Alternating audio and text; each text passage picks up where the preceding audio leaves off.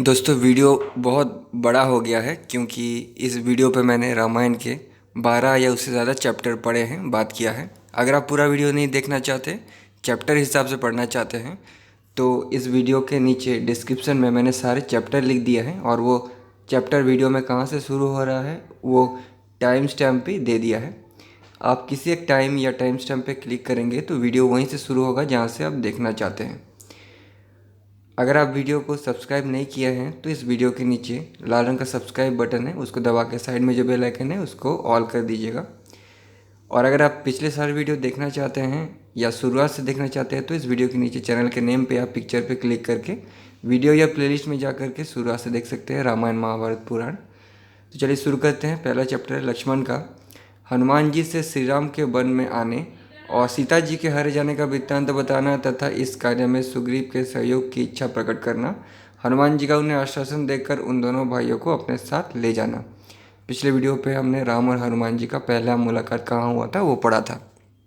तो उसके बाद श्री रामचंद्र जी की बात सुनकर तथा सुग्रीव के विषय में उनका सभ्य भाव जानकर और साथ ही ये समझकर कि इन्हें भी सुग्रीव से कोई आवश्यक काम है, हनुमान जी को बड़ी प्रसन्नता हुई। उन्होंने मन ही मन सुग्रीव का स्मरण किया। अब अवश्य ही महामना सुग्रीव को राज्य की प्राप्ति होने वाली है, क्योंकि ये महानुभाव किसी कार्य या प्रयोजन से यहाँ आए हैं और ये कार्य सुग्रीव के ही द्वारा सिद्ध होने वाला है। तत्पश्चात बातचीत में कुशल वानर श्रेष्ठ हनुमान जी अत्यंत हर्ष में भरकर श्री रामचंद्र जी से बोले, पंपा तटवर्ती कानन से सुशोभित ये वन भयंकर और दुर्गम है। इसमें नाना प्रकार के हिंसक जंतु निवास करते हैं। आप अपने छोटे भाई के साथ यहाँ किस लिए आए हैं, ये बताइए। हनुमान जी का ये वचन सुनकर श्री राम की आज्ञा से लक्ष्मण ने दशरथ नंदन महात्मा श्री राम का इस प्रकार परिचय देना आरंभ किया। विद्वान, इस पृथ्वी पर दशरथ नाम से प्रसिद्ध जो धर्मानुरागी तेजस्वी राजा थे, वे सदा ही अपने धर्म के अनुसार चारों वर्णों की प्रजा का पालन करते थे। इस भूतल पर उनसे द्वेष रखने वाला कोई नहीं था और वे भी किसी से द्वेष नहीं रखते थे। वे समस्त प्राणियों पर दूसरे ब्रह्मा जी के समान स्नेह रखते थे। उन्होंने पर्याप्त दक्षिणा वाले अग्नि होम आदि यज्ञों का अनुष्ठान किया था। ये उन्हीं महाराज के ज्येष्ठ पुत्र हैं। लोग इन्हें श्री राम कहते हैं। ये सब प्राणियों को शरण देने वाले और पिता की आज्ञा का पालन करने वाले हैं। महाराज दशरथ के चारों पुत्रों में ये सबसे अधिक गुणवान है। ये राजा के उत्तम लक्षणों से संपन्न है। जब इन्हें राज्य संपत्ति से संयुक्त किया जा रहा था उस समय कुछ ऐसा कारण आ पड़ा जिससे वे राज्य से वंचित हो गए और वन में निवास करने के लिए मेरे साथ यहाँ आ गए। महाराज, जैसे दिन का क्षय होने पर सायकाल महातेजस्वी सूर्य अपने प्रभा के साथ अस्ताचल को जाते हैं, उसी प्रकार ये जितेंद्रिय रघुनाथ जी अपनी पत्नी सीता के साथ वन में आए थे। मैं उनका छोटा भाई हूँ। मेरा नाम लक्ष्मण है। मैं अपने कृतज्ञ और भोग्य भाई के गुणों से आकृष्ट होकर इनका दास हो गया हूँ। संपूर्ण भूतों के हित में मन लगाने वाले, सुख भोगने के योग्य, महापुरुष द्वारा पूजनीय, ऐश्वर्य से हीन तथा वनवास में तत्पर मेरे भाई की पत्नी का इच्छानुसार रूप धारण करने वाले एक राक्षस ने सुने आश्रम से हर लिया है। जिसने इनकी पत्नी का हरण किया है वो राक्षस कौन है और कहाँ रहता है इत्यादि बातों का ठीक ठीक पता नहीं लग रहा है। धनु नामक एक दैत्य था जो शाप से राक्षस भाव को प्राप्त हुआ था। उसने सुग्रीव का नाम बताया और कहा, वानरराज सुग्रीव सामर्थ्यशाली और महान पराक्रमी हैं। वे आपकी पत्नी का अपहरण करने वाले राक्षस का पता लगा देंगे। ऐसा कहकर तेज से प्रकाशित होता हुआ धनुष स्वर्गलोक में पहुंचने के लिए आकाश में उड़ गया। आपके प्रश्न के अनुसार मैंने सब बातें ठीक ठीक बता दी। मैं और श्री राम दोनों ही सुग्रीव की शरण में आए हैं। ये पहले बहुत से धन वैभव का दान करके परम उत्तम यश प्राप्त कर चुके हैं। जो पूर्वकाल में संपूर्ण जगत के नाथ संरक्षक थे, वे आज सुग्रीव को अपना रक्षक बनाना चाहते हैं। सीता जिनकी पुत्रवधू है, जो शरणागत पालक और धर्मवत्सल रहे हैं, उन्हीं महाराज दशरथ के पुत्र शरणदाता श्री राम आज सुग्रीव की शरण में आए हैं। जो मेरे धर्मात्मा बड़े भाई श्री रघुनाथ जी पहले संपूर्ण जगत को शरण देने वाले तथा शरणागत वत्सल रहे हैं, वे इस समय सुग्रीव की शरण में आए हैं। जिनके प्रसन्न होने पर सदा ये सारी प्रजा प्रसन्नता से खिल उठती थी, वही श्री राम आज वानरराज सुग्रीव की प्रसन्नता चाहते हैं। जिन राजा दशरथ ने सदा अपने यहाँ आए हुए भूमंडल के सर्वगुण संपन्न समस्त राजाओं का निरंतर सम्मान किया, उन्हीं के ये त्रिभुवन विख्यात ज्येष्ठ पुत्र श्री राम आज वानरराज सुग्रीव की शरण में आए हैं। श्री राम शोक से अभिभूत और आर्त होकर शरण में आए हैं। युद्धपतियों सहित सुग्रीव को इन पर कृपा करनी चाहिए। नेत्र से आंसू बहाकर करुणाजनक स्वर में ऐसी बातें कहते हुए सुमित्र कुमार लक्ष्मण से कुशल वक्ता हनुमान जी ने इस प्रकार कहा, राजकुमारों, वानरराज सुग्रीव को आप जैसे बुद्धिमान, क्रोध विजयी और जितेंद्रिय पुरुषों से मिलने की आवश्यकता थी। सौभाग्य की बात है कि आपने स्वयं ही दर्शन दे दिया। वे भी राज्य से भ्रष्ट हैं। उनकी स्त्री का बाली ने अपहरण कर लिया है तथा उस दुष्ट भाई ने उन्हें घर से निकाल दिया है, इसलिए वे अत्यंत भयभीत होकर वन में निवास करते हैं। सूर्यनंदन सुग्रीव सीता का पता लगाने में हमारे साथ स्वयं रहकर आप दोनों की पूर्ण सहायता करेंगे। ऐसा कहकर हनुमान जी ने श्री रघुनाथ जी से स्निग्ध मधुर वाणी में कहा, अच्छा, अब हम लोग सुग्रीव के पास चले। उस समय धर्मात्मा लक्ष्मण ने उपयुक्त बात कहने वाले हनुमान जी का यथोचित सम्मान किया और श्री रामचंद्र जी से कहा, भैया रघुनंदन, ये वानर श्रेष्ठ पवन कुमार हनुमान अत्यंत हर्ष से भरकर जैसी बात कह रहे हैं, उससे जान पड़ता है कि सुग्रीव को भी आपसे कुछ काम है। ऐसी दशा में आप अपना कार्य सिद्ध हुआ ही समझिए। इनके मुख की कांति स्पष्टतः प्रसन्न दिखाई देती है और ये हर्ष से उत्फुल्ल होकर बातचीत करते हैं। अतः मेरा विश्वास है कि पवन पुत्र वीर हनुमान जी झूठ नहीं बोलेंगे। तदनंतर परम बुद्धिमान पवन पुत्र हनुमान जी उन दोनों रघुवंशी वीरों को साथ ले सुग्रीव से मिलने के लिए चले। कपिवर हनुमान ने भिक्षु रूप को त्याग कर, यानी जिस वेश में आए थे उस वेश को छोड़कर असली रूप में आगे वानर रूप धारण कर लिया। वे उन दोनों वीरों को पीठ पर बिठाकर वहाँ से चल दिया। महायशस्वी तथा शुभ विचार वाले महापराक्रमी वे कपिवीर पवन कुमार कृतकृत्य से होकर अत्यंत हर्ष में भर गए और श्री राम लक्ष्मण के साथ गिरिवर ऋषिमुख पर जा पहुँचे। नेक्स्ट चैप्टर, श्री राम और सुग्रीव की मैत्री तथा श्री राम द्वारा बाली वध की प्रतिज्ञा। श्री राम और लक्ष्मण को ऋषिमुख पर्वत पर सुग्रीव के पास स्थान में बिठाकर हनुमान जी वहाँ से मलय पर्वत पर गए, जो ऋषिमुख का ही एक शिखर है, और वहाँ वानरराज सुग्रीव को उन दोनों रघुवंशी वीरों का परिचय देते हुए इस प्रकार बोले, महाप्राज्ञ, जिनका पराक्रम अत्यंत दृढ़ और अमोघ है, वे श्री रामचंद्र जी अपने भाई लक्ष्मण के साथ पधारे हैं। इन श्री राम का आविर्भाव इक्ष्वाकु कुल में हुआ है, मतलब उस कुल में जन्म लिया है। ये महाराज दशरथ के पुत्र हैं और स्वधर्म पालन के लिए संसार में विख्यात है। अपने पिता की आज्ञा का पालन करने के लिए इस वन में इनका आगमन हुआ है। जिन्होंने राजसूय और अश्वमेध यज्ञ का अनुष्ठान करके अग्निदेव को तृप्त किया था, ब्राह्मणों को बहुत सी दक्षिणाएं बांटी थी और लाखों गौएं दान में दी थी।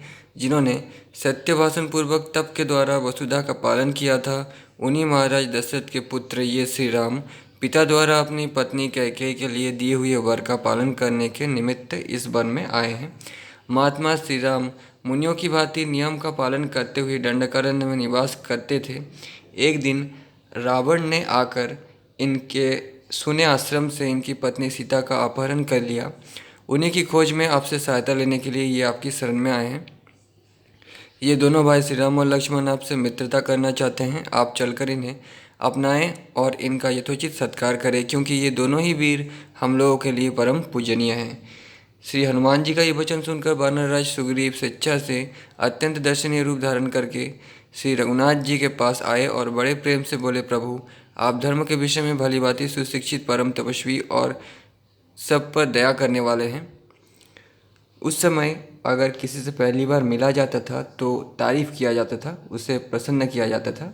ये एक शिष्टाचार होता था, इसलिए अच्छी अच्छी बातें करके ये एक नियम था। पवन कुमार हनुमान जी ने मुझसे आपके यथार्थ गुणों का वर्णन किया है।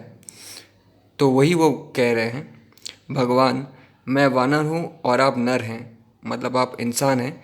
मेरे साथ जो आप मैत्री करना चाहते हैं इसमें मेरा ही सत्कार है।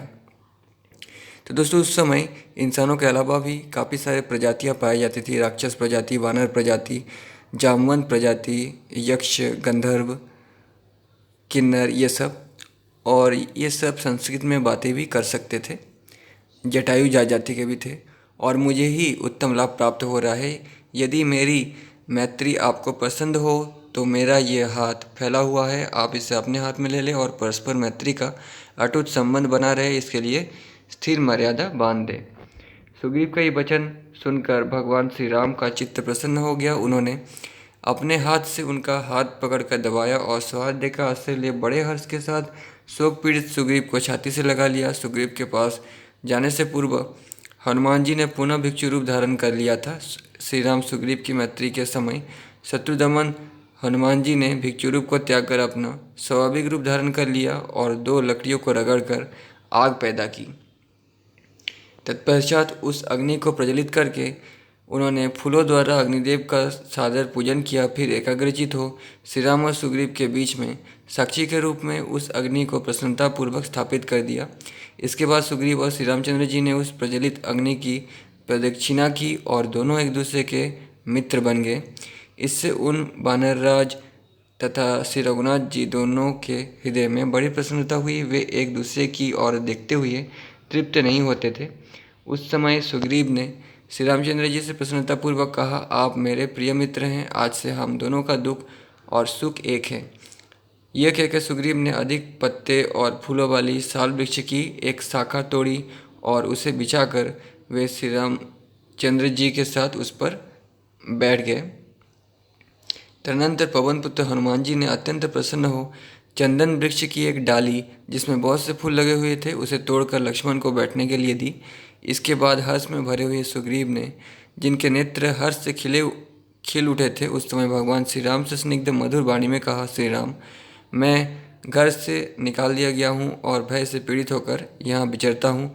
मेरी पत्नी भी मुझसे छीन ली गई। मैंने आतंकित होकर वन में इस दुर्गम पर्वत का आश्रय लिया है।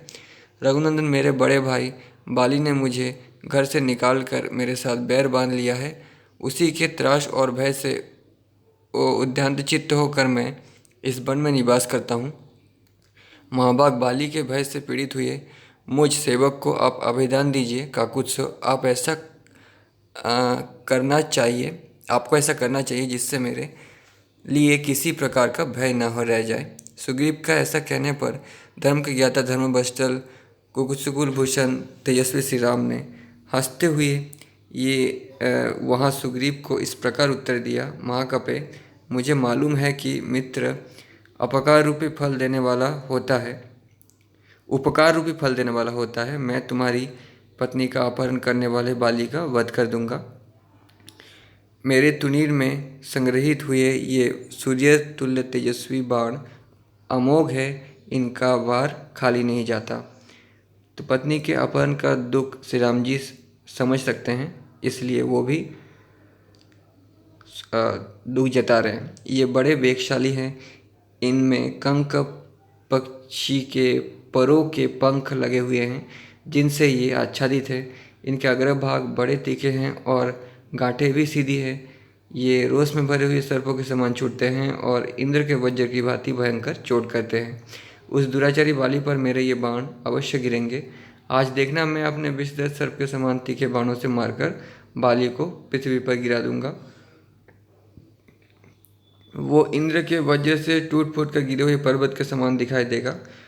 अपने लिए परम हितकर वो श्री रघुनाथ जी का वो वचन सुनकर सुग्रीव को बड़ी प्रसन्नता हुई। वे उत्तम वाणी में बोले, वीर पुरुष सिंह, मैं आपकी कृपा से अपनी प्यारी पत्नी तथा राज्य को प्राप्त कर सकूं, ऐसा यत्न कीजिए नरदेव। मेरा बड़ा भाई बैरी हो गया है, आप उसकी ऐसी अवस्था कर दे जिससे वो फिर मुझे ना मार सके।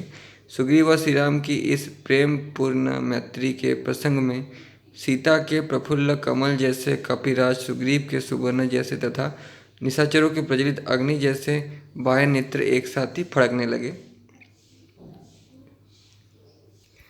नेक्स्ट चैप्टर सुग्रीव का श्री राम को सीता जी के आभूषण दिखाना तथा श्री राम का शोक और रोषपूर्ण वचन।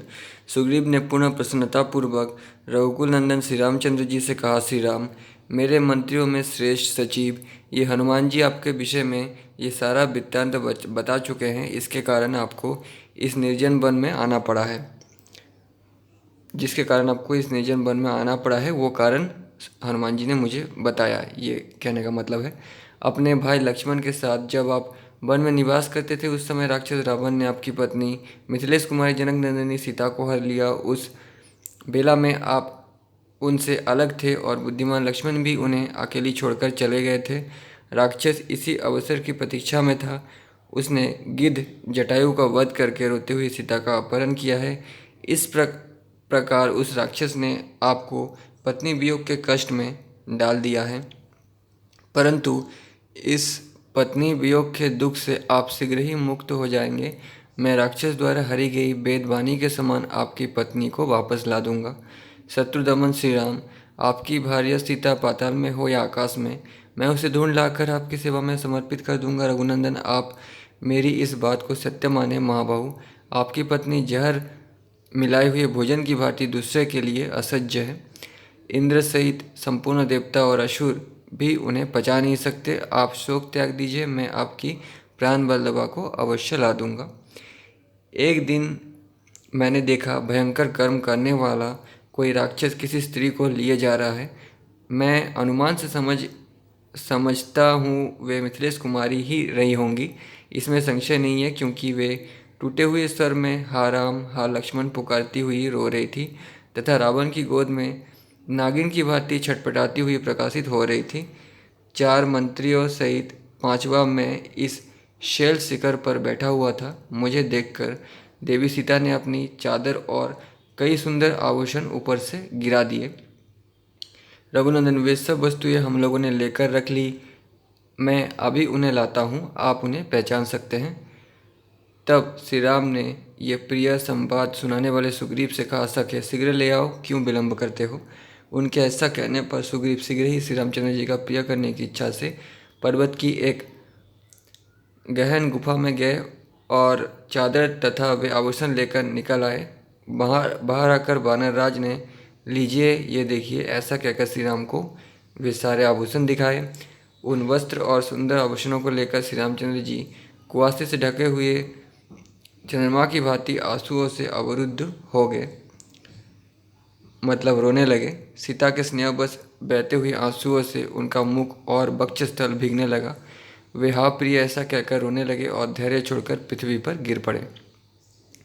उन उत्तम आभूषणों को बारंबार हृदय से लगाकर वे बिल में बैठे हुए रोष में भरे सर्प की भांति जोर जोर से सांस लेने लगे।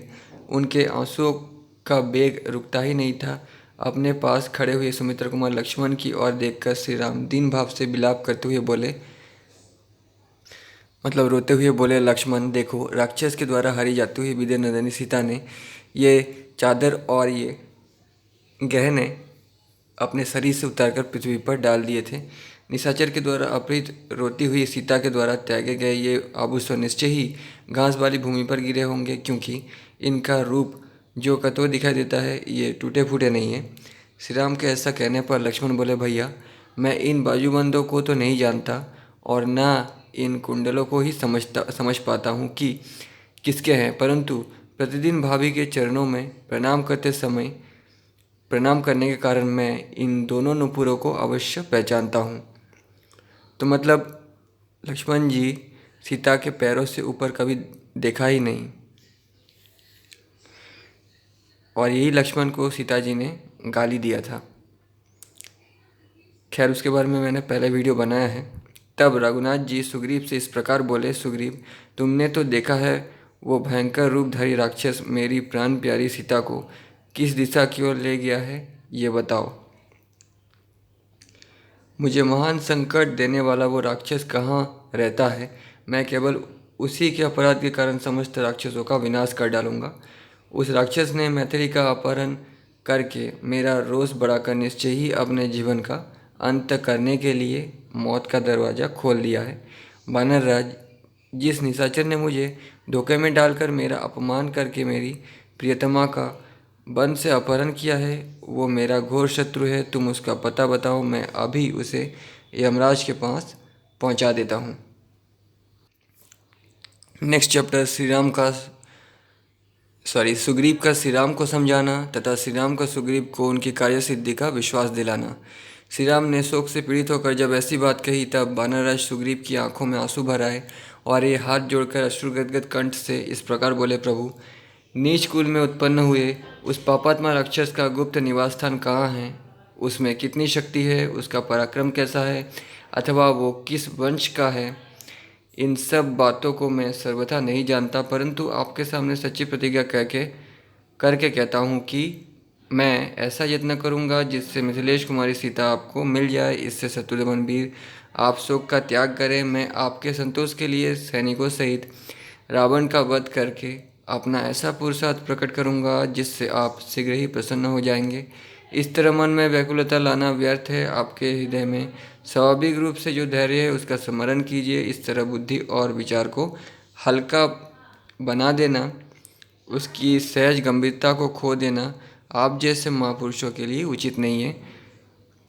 धैर्य खो देना आपको शोभा नहीं देता, ऐसा कह रहे हैं। मुझे भी पत्नी के विरह का महान कष्ट प्राप्त हुआ है, परंतु मैं इस तरह शोक नहीं करता और न धैर्य को ही छोड़ता हूँ। यद्यपि मैं एक साधारण वानर हूँ, तथापि अपनी पत्नी के लिए निरंतर शोक नहीं करता हूँ। फिर आप जैसे महात्मा, सुशिक्षित और धैर्यवान महापुरुष शोक ना करें, इसके लिए तो कहना ही क्या है। आपको चाहिए कि धैर्य धारण करके इन गिरते हुए आंसुओं को रोके, सात्विक पुरुषों की मर्यादा और धैर्य का परित्याग न करें। आत्मीयजनों के वियोग आदि से होने वाले शोक में, आर्थिक संकट में तथा प्राणांतकारी भय उपस्थित होने पर जो अपनी बुद्धि से दुख निवारण के उपाय का विचार करते हुए धैर्य धारण करता है, वो कष्ट नहीं भोगता है। जो मूढ़ मानव सदा घबराहट में ही पड़ा रहता है, वो पानी के भार से दबी हुई नौका के समान शोक में विवश होकर डूब जाता है। मैं हाथ जोड़ता हूँ, प्रेम पूर्वक अनुरोध करता हूँ कि आप प्रसन्न हो और पुरुषार्थ का आश्रय ले। शोक को अपने ऊपर प्रभाव डालने का अवसर ना दे। जो शोक का अनुसरण करते हैं उन्हें सुख नहीं मिलता है और उनका तेज भी क्षीण हो जाता है। अतः आप शोक ना करें राजेंद्र। शोक से आक्रांत हुए मनुष्य के जीवन में उसके प्राणों की रक्षा में भी संशय उपस्थित हो जाता है। इसलिए आप शोक को त्याग दें और केवल धैर्य का आश्रय लें। मैं मित्रता के नाते हित की सलाह देता हूँ, आपको उपदेश नहीं दे रहा हूँ। आप मेरी मैत्री का आदर करते हुए कदापि शोक ना करें। मैं आपको उपदेश नहीं दे रहा हूँ ताकि श्री राम को ऐसा ना लगे कि एक वानर मुझे उपदेश दे रहा है, इसलिए ये कहना जरूरी था। इसलिए सुग्रीव ने ऐसा कहा। सुग्रीव ने जब मधुर वाणी में इस प्रकार सांत्वना दी, तब श्री रघुनाथ जी ने आंसुओं से भीगे हुए अपने मुख को वस्त्रों के छोर से पोंछ लिया। सुग्रीव के वचन से शोक का परित्याग करके स्वस्थ चित्त हो कुकुशकुल भूषण भगवान श्री राम ने मित्र पर सुग्रीव को हृदय से लगा लिया और इस प्रकार कहा, सुग्रीव, एक स्नेही और हितैषी मित्र को जो कुछ करना चाहिए वही तुमने किया है। तुम्हारा कार्य सर्वथा उचित और तुम्हारे योग्य है। सके तुम्हारे आश्वासन से मेरी सारी चिंता जाती रही। अब मैं पूर्ण स्वस्थ हूँ। तुम्हारे जैसे बंधु का विशेषतः ऐसे संकट के समय मिलना कठिन होता है, परंतु तुम्हें मिथिलेश कुमारी सीता और रौद्र रूपधारी दुरात्मा राक्षस रावण का पता लगाने के लिए प्रयत्न करना चाहिए। साथ ही मुझे भी इस समय तुम्हारे लिए जो कुछ करना आवश्यक हो उसे बिना किसी संकोच के बताओ। जैसे वर्षा काल में अच्छे खेत में बोए हुए बीज अवश्य फल देता है, उसी प्रकार तुम्हारा सारा मनोरथ सफल होगा। वानर श्रेष्ठ, मैंने जो अभिमानपूर्वक ये बाली के वध आदि की बात कही है, इसे तुम ठीक ही समझो। मैंने पहले भी कभी झूठी बात नहीं की है और भविष्य में भी कभी असत्य नहीं बोलूँगा। इस समय जो कुछ कहा है उसे पूर्ण करने के लिए प्रतिज्ञा करता हूँ और तुम्हें विश्वास दिलाने के लिए सत्य की शपथ खाता हूँ। श्री रघुनाथ जी की बात विशेषतः उसकी प्रतिज्ञा सुनकर अपने वानर मंत्रियों से सुग्रीव को बड़ी प्रसन्नता हुई। इस प्रकार इनका एकांत में एक दूसरे के निकट बैठे हुए वे दोनों नर वानर यानी मनुष्य और बंदर श्री राम और सुग्रीव ने परस्पर सुख और दुख की बातें कही जो एक दूसरे के लिए अनुरूप थी। राजाधिराज महाराज श्री रघुनाथ जी की बात सुनकर वानर वीरों के प्रधान विद्वान सुग्रीव ने उस समय मन ही मन अपने कार्य को सिद्ध हुआ ही माना। नेक्स्ट चैप्टर, सुग्रीव का श्री राम से अपना दुख निवेदन करना और श्री राम को उन्हें आश्वासन देते हुए दोनों भाइयों में बैर होने का कारण पूछना। श्री रामचंद्र जी की उस बात से सुग्रीव को बड़ा संतोष हुआ। वे हर्ष में भरकर लक्ष्मण के बड़े भाई शूरवीर श्री रामचंद्र जी से इस प्रकार बोले, भगवान, इसमें संदेह नहीं कि देवताओं को मेरे ऊपर बड़ी कृपा है। मैं सर्वथा उनके अनुग्रह का पात्र हूँ, क्योंकि आप जैसे गुणवान महापुरुष मेरे सखा हो गए। प्रभु निष्पाप श्री राम, आप जैसे सहायक के सहयोग से तो देवताओं का राज्य भी अवश्य ही प्राप्त किया जा सकता है। फिर अपने खोए हुए राज्यों को पाना कौन सा बड़ी बात है। रघुनंदन, अब मैं अपने बंधुओं और सुहृदों के विशेष सम्मान का पात्र हो गया, क्योंकि आज रघुवंश के राजकुमार आप अग्नि की साक्षी बनाकर मुझे मित्र के रूप में प्राप्त हुए हैं। मैं भी आपके योग्य मित्र हूँ। इसका ज्ञान आपको धीरे धीरे हो जाएगा। इस समय आपके सामने मैं अपने गुणों का वर्णन करने में असमर्थ हूँ। आत्मज्ञानियों में श्रेष्ठ श्री राम, आप जैसे पुण्यात्मा महात्माओं को प्रेम और धैर्य अधिकाधिक बढ़ाता और अविचल होता है। अच्छे स्वभाव वाले मित्र अपने घर के सोने चांदी अथवा उत्तम आभूषणों को अपने अच्छे मित्र के लिए अभिव्यक्त ही मानते हैं। उन मित्र को अपने धन पर अपने ही समान अधिकार समझते हैं। अतः मित्र धनी हो या दरिद्र, सुखी हो या दुखी, अथवा निर्दोष हो या सदोष, वो मित्र के लिए सबसे बड़ा सहायक होता है। अनक साधु पुरुष अपने मित्र का अत्यंत उत्कृष्ट प्रेम देख आवश्यकता पड़ने पर उसके लिए धन, सुख और देश का भी परित्याग कर देता है। ये सुनकर लक्ष्मी दिन कांति से उपलक्षित श्री रामचंद्र जी ने इंद्रतुल्य तेजस्वी बुद्धिमान लक्ष्मण के सामने ही प्रिय वचन बोलने वाले सुग्रीव से कहा, सखे, तुम्हारी बात बिल्कुल ठीक है। तदनंतर दूसरे दिन महाबली श्री राम और लक्ष्मण को खड़ा देख सुग्रीव ने वन में चारों ओर अपनी चंचल दृष्टि दौड़ाई। उस समय वानर राज ने पास ही एक साल का वृक्ष देखा, जिसमें थोड़े से ही सुंदर पुष्प लगे हुए थे, परंतु उसमें पत्रों की बहुलता थी। उस वृक्ष पर मंडराते हुए भौरे उसकी शोभा बढ़ा रहे थे। उसकी और डाली को, जिसमें अधिक पत्ते थे और जो पुष्पों से सुशोभित थी, सुग्रीव ने तोड़ डाला और उसे श्री राम के लिए बिछाकर वे स्वयं भी उनके साथ ही उस पर बैठ गए। उन दोनों को आसन पर विराजमान देख हनुमान जी ने भी साल की एक डाल तोड़ डाली और उस पर विनयशील लक्ष्मण को बैठाया। उस श्रेष्ठ पर्वत पर जहाँ सब और साल के पुष्प बिखरे हुए थे, सुखपूर्वक बैठे हुए श्री राम शांत समुद्र के समान प्रसन्न दिखाई देते थे। उन्हें देखकर अत्यंत हर्ष में भरे हुए सुग्रीव ने श्री राम से स्निग्ध और सुंदर वाणी में वार्तालाप आरंभ किया। उस समय आनंदातिरेक से उनकी वाणी लड़खड़ा जाती थी, अक्षरों का स्पष्ट उच्चारण नहीं हो पाता था। प्रभु, मेरे भाई ने मुझे घर से निकालकर मेरी स्त्री को भी छीन लिया है। मैं उसी के भय से अत्यंत पीड़ित एवं दुखी होकर इस पर्वत श्रेष्ठ ऋषिमुख पर विचरता रहता हूँ। मुझे बराबर उसका त्रास बना रहता है। मैं भय में डूबा रहता भ्रांतचित्त हो इस वन में भटकता फिरता हूँ। रघुनंदन, मेरे भाई बाली ने मुझे घर से निकालने के बाद भी मेरे साथ बैर बांध रखा है। प्रभु, आप समस्त लोगों को अभय देने वाले हैं। मैं बाली के भय से दुखी और अनाथ हूँ, अतः आपको मुझ पर भी कृपा करनी चाहिए। सुग्रीव के ऐसा कहने पर तेजस्वी धर्मज्ञ और धर्मवत्सल भगवान श्री राम ने उन्हें हंसते हुए से इस प्रकार उत्तर दिया, सखे, उपकार ही मित्रता का फल है और अपकार शत्रुता का लक्षण है। अतः मैं आज ही तुम्हारी स्त्री का अपहरण करने वाले उस बाली का वध कर डालूंगा। महाभाग, मेरे इन बाणों का तेज प्रचंड है। सुवर्णाभूषित ये शर कार्तिकेय की उत्पत्ति के स्थानभूत शरों के वन में उत्पन्न हुए हैं, इसलिए अभेद्य हैं। ये कंक पक्षी के परों से युक्त हैं और इंद्र के वज्र की भांति अमोघ हैं। इनकी गांठ सुंदर और अग्रभाग तीखे हैं। ये रोष में भरे भुजंग की भांति भयंकर है। इन बाणों से तुम अपने बाली नामक शत्रु को, जो भाई होकर भी तुम्हारी बुराई कर रहा है, वितीर्ण होकर पर्वत की भांति मरकर पृथ्वी पर पड़ा देखोगे।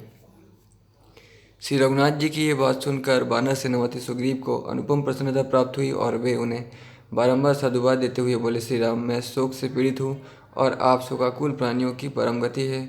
मित्र समझकर मैं आपसे अपना दुख निवेदन करता हूँ। मैं आपके हाथ में हाथ देकर अग्निदेव के सामने आपको अपना मित्र बनाया है, इसलिए आप मुझे अपने प्राणों से भी बढ़कर प्रिय है। ये बात मेरे सत्य की शपथ खाकर कहता हूँ मैं। आप मेरे मित्र हैं, इसलिए आप पर पूर्ण विश्वास करके मैं अपने भीतर का दुख जो सदा मेरे मन को व्याकुल किए रहता है आपको बता रहा हूँ।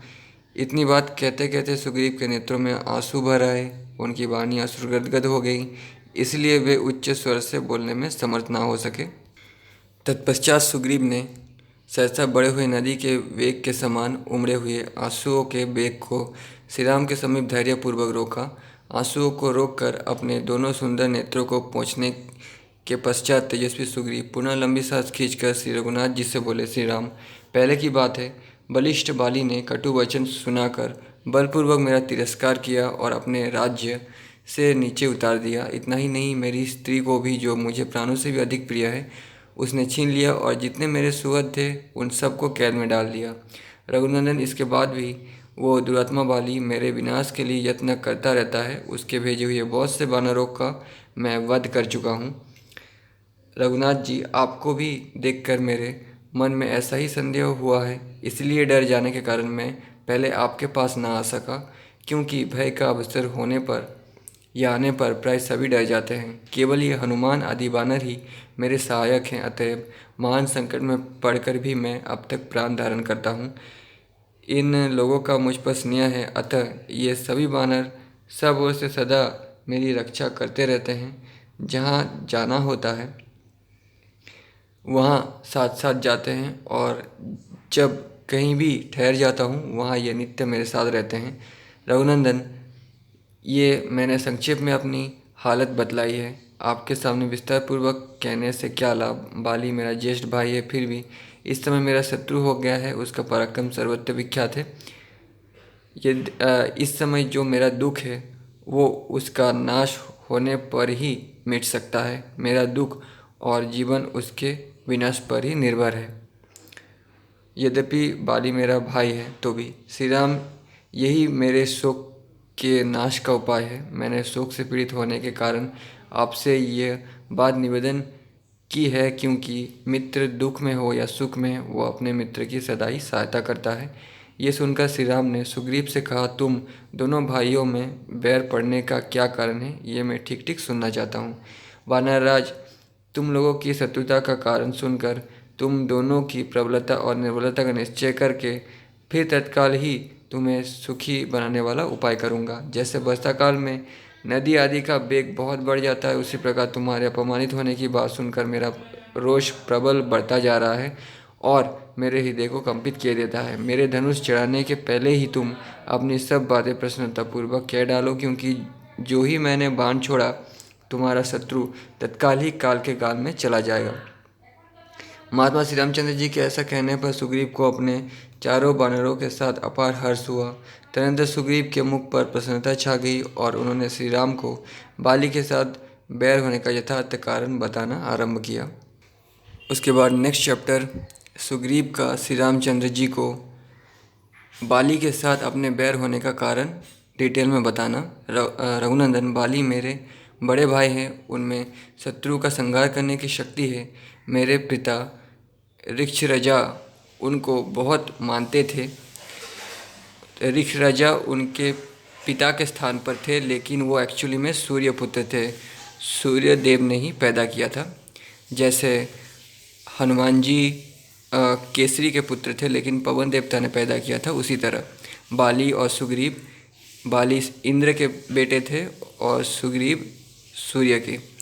बैर से पहले मेरे मन में भी उनके प्रति आदर का भाव था। पिता की मृत्यु के पश्चात मंत्रियों ने उन्हें ज्येष्ठ समझकर वानरों का राजा बनाया।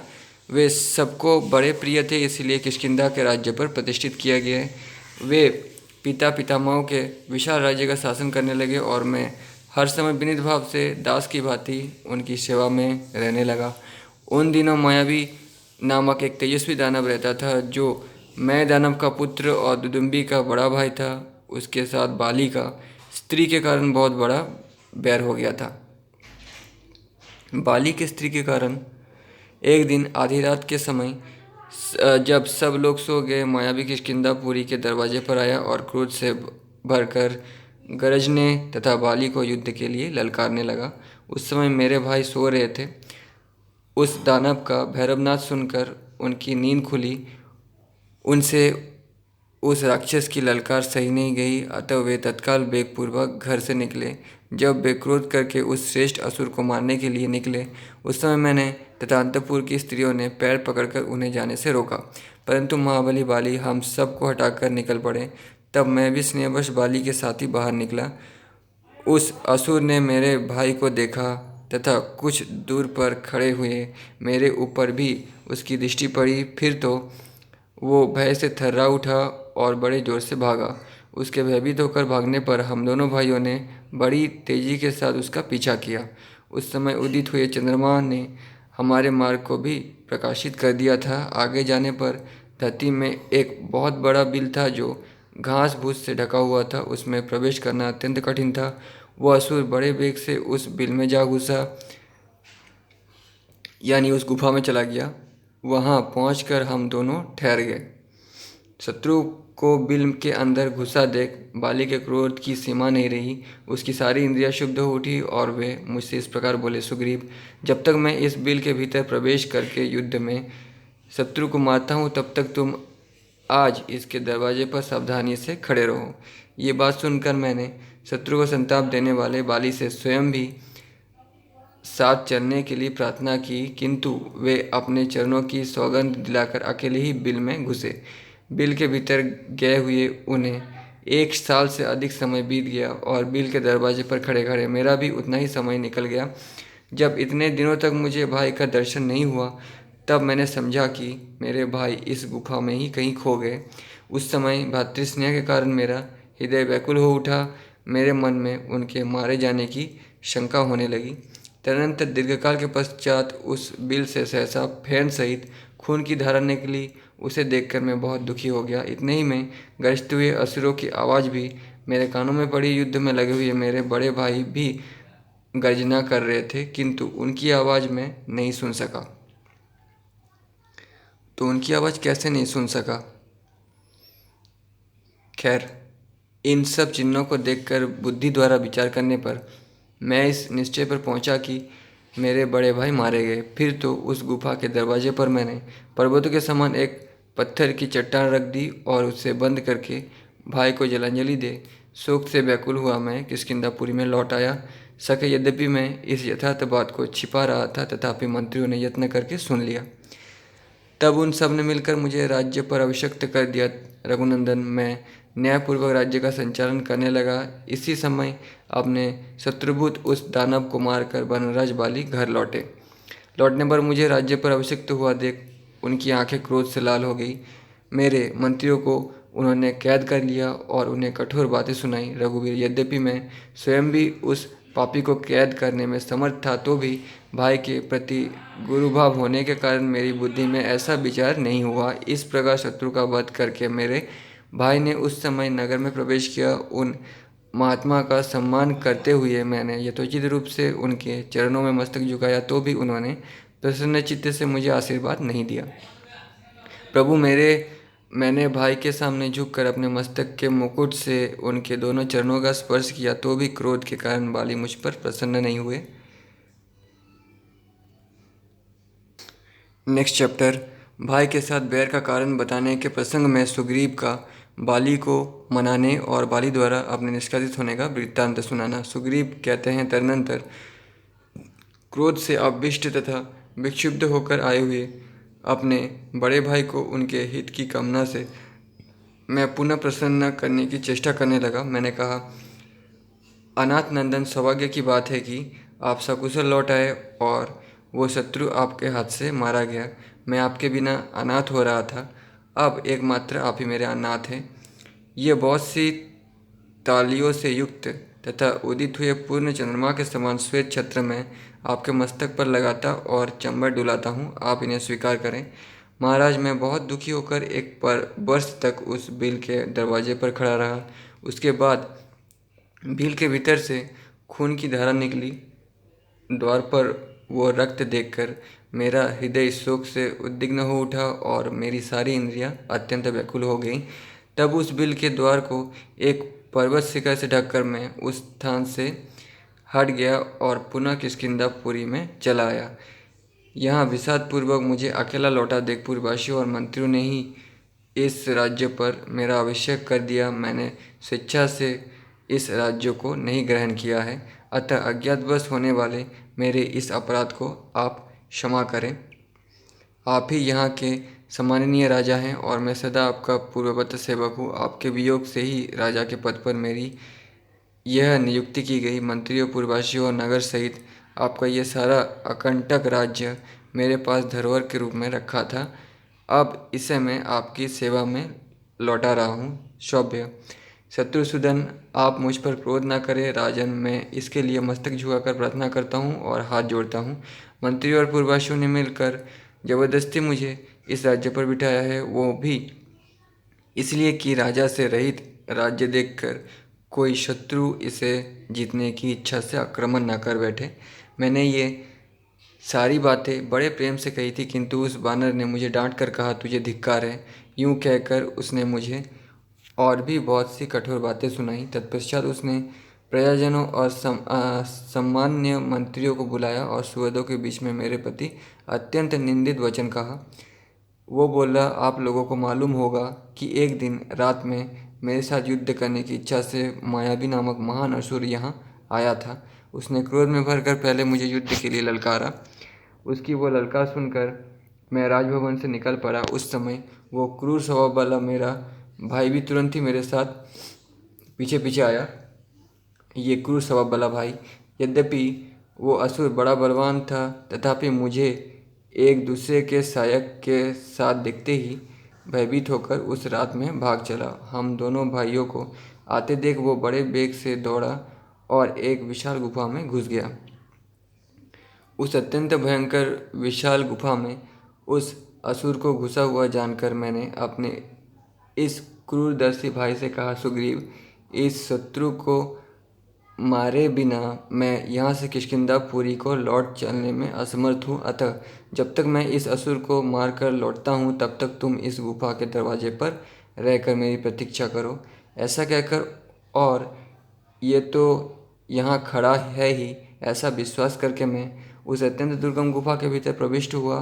भीतर जाकर मैं उस दानव की खोज करने लगा और इसी में मेरा वहाँ एक वर्ष का समय व्यतीत हो गया। इसके बाद मैंने उस भयंकर शत्रु को देखा। इतने दिनों तक उसके ना मिलने से मेरे मन में कोई क्लेश या उदासीनता नहीं हुई थी। मैंने उसे उसके समस्त बंधु बांधवों से ही तत्काल काल के गाल में डाल दिया। उसके मुख से और छाती से भी भूतल पर रक्त का ऐसा प्रवाह जारी हुआ जिससे वो सारी दुर्गम गुफा भर गई। इस तरह उस पराक्रमी शत्रु का सुखपूर्वक वध करके जब मैं लौटा, तब मुझे निकालने का कोई मार्ग नहीं दिखाई देता था, क्योंकि बिल का दरवाज़ा बंद कर दिया गया था। मैंने सुग्रीव सुग्रीव कहकर बार बार पुकारा, किंतु कोई उत्तर नहीं मिला। इससे मुझे बड़ा दुख हुआ। मैंने बारंबार लात मारकर किसी तरह उस पत्थर को पीछे की ओर ढकेला। इसके बाद गुफा से बाहर निकलकर यहाँ की राह पकड़े मैं इस नगर में लौटा हूँ। ये सुग्रीव ऐसा क्रूर और निर्दयी है कि इसने भातृ प्रेम को भुला दिया और सारा राज्य अपने हाथ में कर लेने के लिए मुझे उस गुफा के अंदर बंद कर दिया। तो दोस्तों, मुझे बाली की बात थोड़ा थोड़ा सच लग रहा है, ठीक है। तो ऐसा कहकर वानरराज बाली ने निर्भयतापूर्वक मुझे घर से निकाल लिया। उस समय मेरे शरीर पर एक ही वस्त्र रह गया था। रघुनंदन, उसने मुझे घर से तो निकाल ही दिया, मेरी स्त्री को भी छीन लिया। उसके भय से मैं वनों और समुद्रों सहित सारी पृथ्वी को पर मारा मारा फिरता रहा। अंततो गत्वा मैं भार्याहरण के दुख से दुखी हो इस पर्वत ऋषिमुख पर चला आया, क्योंकि ये विशेष कारणवश बाली के लिए इस स्थान पर आक्रमण करना बहुत कठिन था। श्री रघुनाथ जी, यही बाली के साथ मेरे बैर पड़ने की विस्तृत कथा है। ये सब मैंने आपको सुना दी। देखिए, बिना अपराध के ही मुझे ये सब महान कष्ट संकट भोगना पड़ता है। बीरबर, आप संपूर्ण जगत का भय दूर करने वाले हैं, मुझ पर कृपा कीजिए और बाली का दमन करके मुझे उसके भय से बचाइए। सुग्रीव के ऐसा कहने पर धर्म के ज्ञाता परम तेजस्वी श्री रामचंद्र जी ने उनसे हंसते हुए इससे धर्मयुक्त वचन कहना आरंभ किया। मित्र, ये मेरे सूर्य के समान तेजस्वी तीखे बाण अमोघ है जो दुराचारी बाली पर रोषपूर्वक पड़ेंगे। जब तक तुम्हारी भार्या का अपहरण करने वाले उस बानर को मैं अपने सामने नहीं देखता हूँ, तब तक सदाचार को कलंकित करने वाला वो पापात्मा बाली जीवन धारण कर ले।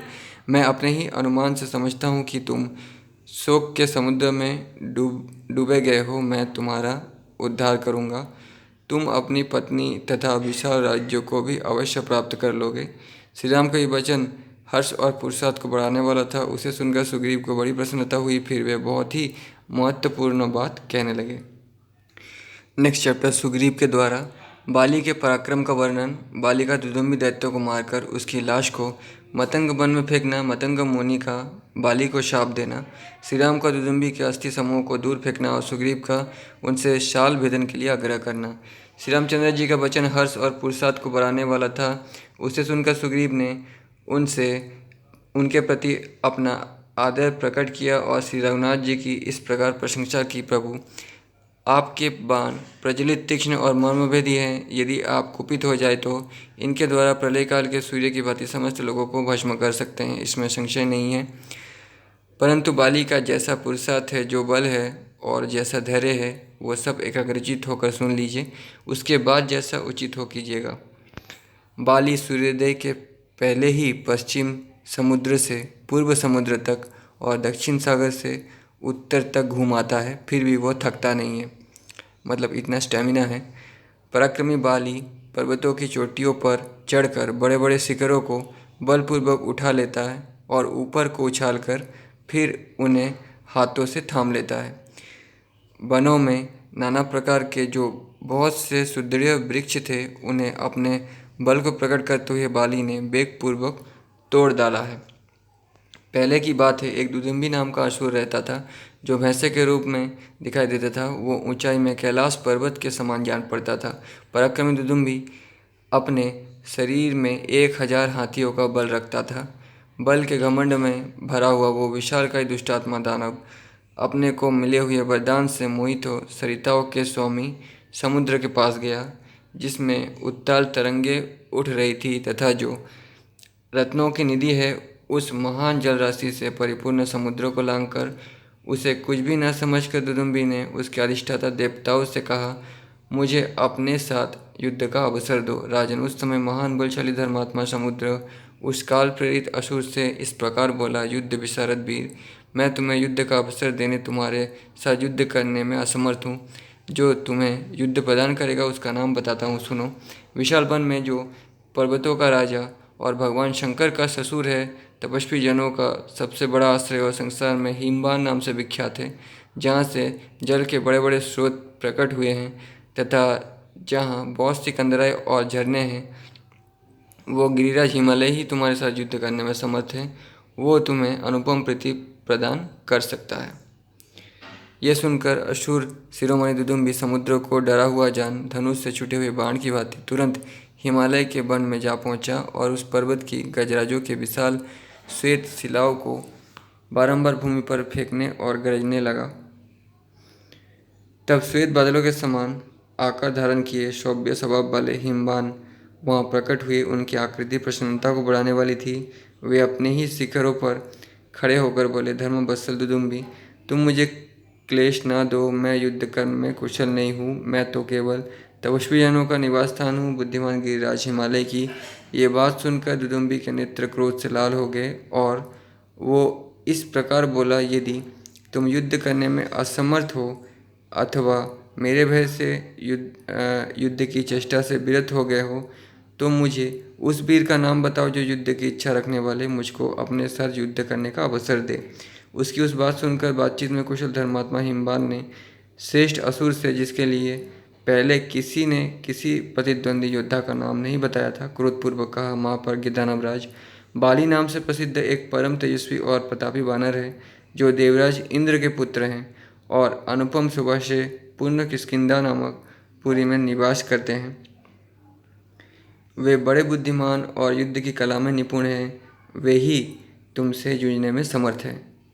तो बाली और अर्जुन, महाभारत के अर्जुन दोनों भाई भाई हुए इस हिसाब से, जैसे हनुमान और भीम भाई भाई हैं, और कर्ण और सुग्रीव।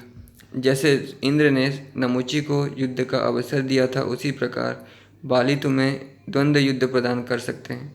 यदि तुम यहाँ युद्ध चाहते हो तो शीघ्र चले जाओ, क्योंकि बाली के लिए किसी युद्ध की ललकार को सह सकना बहुत कठिन है।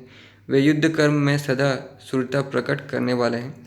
हिमवान की बात सुनकर क्रोध से भरा हुआ दुदुम्बी तत्काल बाली की किष्किंधापुरी में जा पहुंचा। उसने भैंसे का सा रूप धारण कर रखा था। उसके सिंग बड़े तीखे थे, वो बड़ा भयंकर था और वर्षाकाल के आकाश में छाए हुए जल से भरे महान बेग के समान जान पड़ता था। वो महाबली दुदुम्बी के किष्किंधापुरी के द्वार पर आकर भूमि को कपाता हुआ जोर जोर से गर्जना करने लगा, मानो दुदुम्बी का गंभीर नाद हो रहा हो। वो आसपास के वृक्षों को तोड़ता, धरती को खुरों से खोदता और घमंड में आकर पुरी के दरवाजे को सींगों से खरोंचता हुआ युद्ध के लिए डट गया। बाली उस समय अंतःपुरी में था। उस दानव की गर्जना सुनकर वो अमर्ष से भर गया और तारों से घिरे हुए चंद्रमा की भांति स्त्रियों से घिरा हुआ नगर से बाहर निकल आया। समस्त बनचारी बानरों के राजा बाली ने वहाँ सुस्पष्ट अक्षरों और पदों से युक्त परिमित वाणी में उस दुदुम्बी से कहा, महाबली दुदुम्बी, मैं तुम्हें अच्छी तरह जानता हूँ। तुम इस नगर द्वार को रोककर क्यों गरज रहे हो? अपने प्राणों की रक्षा करो। बुद्धिमान बानरराज बाली का ये वचन सुनकर दुदुम्बी की आंखें क्रोध से लाल हो गई। वो उससे इस प्रकार बोला, वीर, तुम्हें स्त्रियों के समीप ऐसी बात नहीं करनी चाहिए। मुझे युद्ध का अवसर दो, तब मैं तुम्हारा बल समझूंगा। अथवा वानर, मैं आज की रात में अपने क्रोध को रोके रहूंगा। तुम सच्चानुसार काम भोग के लिए सूर्योदय तक समय मुझसे ले लो। वानरों को हृदय से लगाकर जिसे जो कुछ देना हो दे दो। तुम समस्त कपियों के राजा होना। अपने युद्ध से सुहदों से मिल लो, सलाह कर लो। किष्किंधापुरी को अच्छी तरह देख लो। अपने समान पुत्र आदि को इस नगरी के राज्य पर अभिषिक्त कर दो और स्त्रियों के साथ आज जी भर कर क्रीड़ा कर लो। इसके बाद मैं तुम्हारा घमंड चूर कर दूंगा। जो मधुपान से मत असावधान, युद्ध से भागे हुए, अस्त्र रहित, दुर्बल, तुम्हारे जैसे स्त्रियों से घिरे हुए तथा मदमोहित पुरुष का वध करता है, वो जगत में गर्भ हत्यारा कहा जाता है। ये सुनकर बाली मंद मंद मुस्कुरा कर उन तारा आदि सब स्त्रियों को दूर हटा उस असुरराज से क्रोधपूर्वक बोला, यदि तुम युद्ध के लिए निर्भय होकर खड़े हो तो ये ना समझो कि यह बाली मधु पीकर मतवाला हो गया है। मेरे इस मत को तुम युद्ध स्थल में उत्साहवृत्ति के लिए वीरों द्वारा किया जाने वाला औसत विशेष का पान समझो। उसके ऐसा कहकर पिता इंद्र की दी हुई विजयदायिनी सुवर्णमाला को गले में डालकर बाली कुपित हो युद्ध के लिए खड़ा हो गया। ये माला कोई दिव्य नहीं थी, ठीक है। जैसे अर्जुन ने इंद्र के शत्रु 3 करोड़ कालकीय दानवों का वध किया था, तो इंद्र ने एक मुकुट, किरीट नाम का मुकुट अर्जुन के सर पर रखा था। उसी तरह इंद्र ने माला दिया था। ये एक साधारण माला था। इसमें जैसा आपने सुना होगा, देखा होगा कि इस माला के जरिए बाली ओपोनेंट का, सामने वाले का आधा शक्ति खींच लेता है। ऐसा कुछ भी नहीं लिखा हुआ है, ठीक है। ऐसा हो नहीं सकता है। मैंने अब तक जितना पढ़ा है, कभी भी बाली के जन्म से लेकर के ऐसा कुछ नहीं लिखा गया है। बाली जन्म से ही विशालकाय और महाबली था। कपिश्रेष्ठ बाली ने पर्वताका दुदुम्बी के दोनों सिंग पकड़कर उस समय गर्जना करते हुए उसे बारंबार घुमाया, फिर बलपूर्वक उसे धरती पर दे मारा और बड़े जोर से सिंहनाद किया। धरती पर गिराए जाते समय उसके दोनों कानों से खून की धाराएं बहने लगी। क्रोध के आवेग से युक्त हो एक दूसरे को जीतने की इच्छा वाले उन दोनों दुदुम्बी और बाली में घोर युद्ध होने लगा। उस समय इंद्र के तुल्य पराक्रमी बाली दुदुम्बी पर मुक्कों, लातों, घुटनों, शिलाओं और वृक्षों से प्रहार करने लगा। उस युद्धस्थल में परस्पर प्रहार करते हुए वानर और असुर दोनों योद्धाओं में से असुर की शक्ति तो घटने लगी, यानी उसका एनर्जी कम होने लगा, और इंद्र कुमार बाली का बल बढ़ने लगा। बढ़ने लगा का मतलब है कि वो दानव पर भारी पड़ने लगा। उन दोनों में वहाँ प्राणांतकारी युद्ध छिड़ गया। उस समय बाली ने दुदुम्बी को उठाकर पृथ्वी पर दे मारा। साथ ही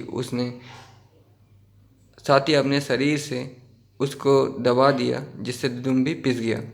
गिरते समय उसके शरीर के समस्त छिद्रों से बहुत सा रक्त बहने लगा। वो महाबाहु असुर पृथ्वी पर गिरा और मर गया। जब उसके प्राण निकल गए और चेतना लुप्त सी हो गई, तब बेगवान बाली ने उसे दोनों हाथों से उठाकर एक साधारण बेग से 1 योजन दूर फेंक दिया।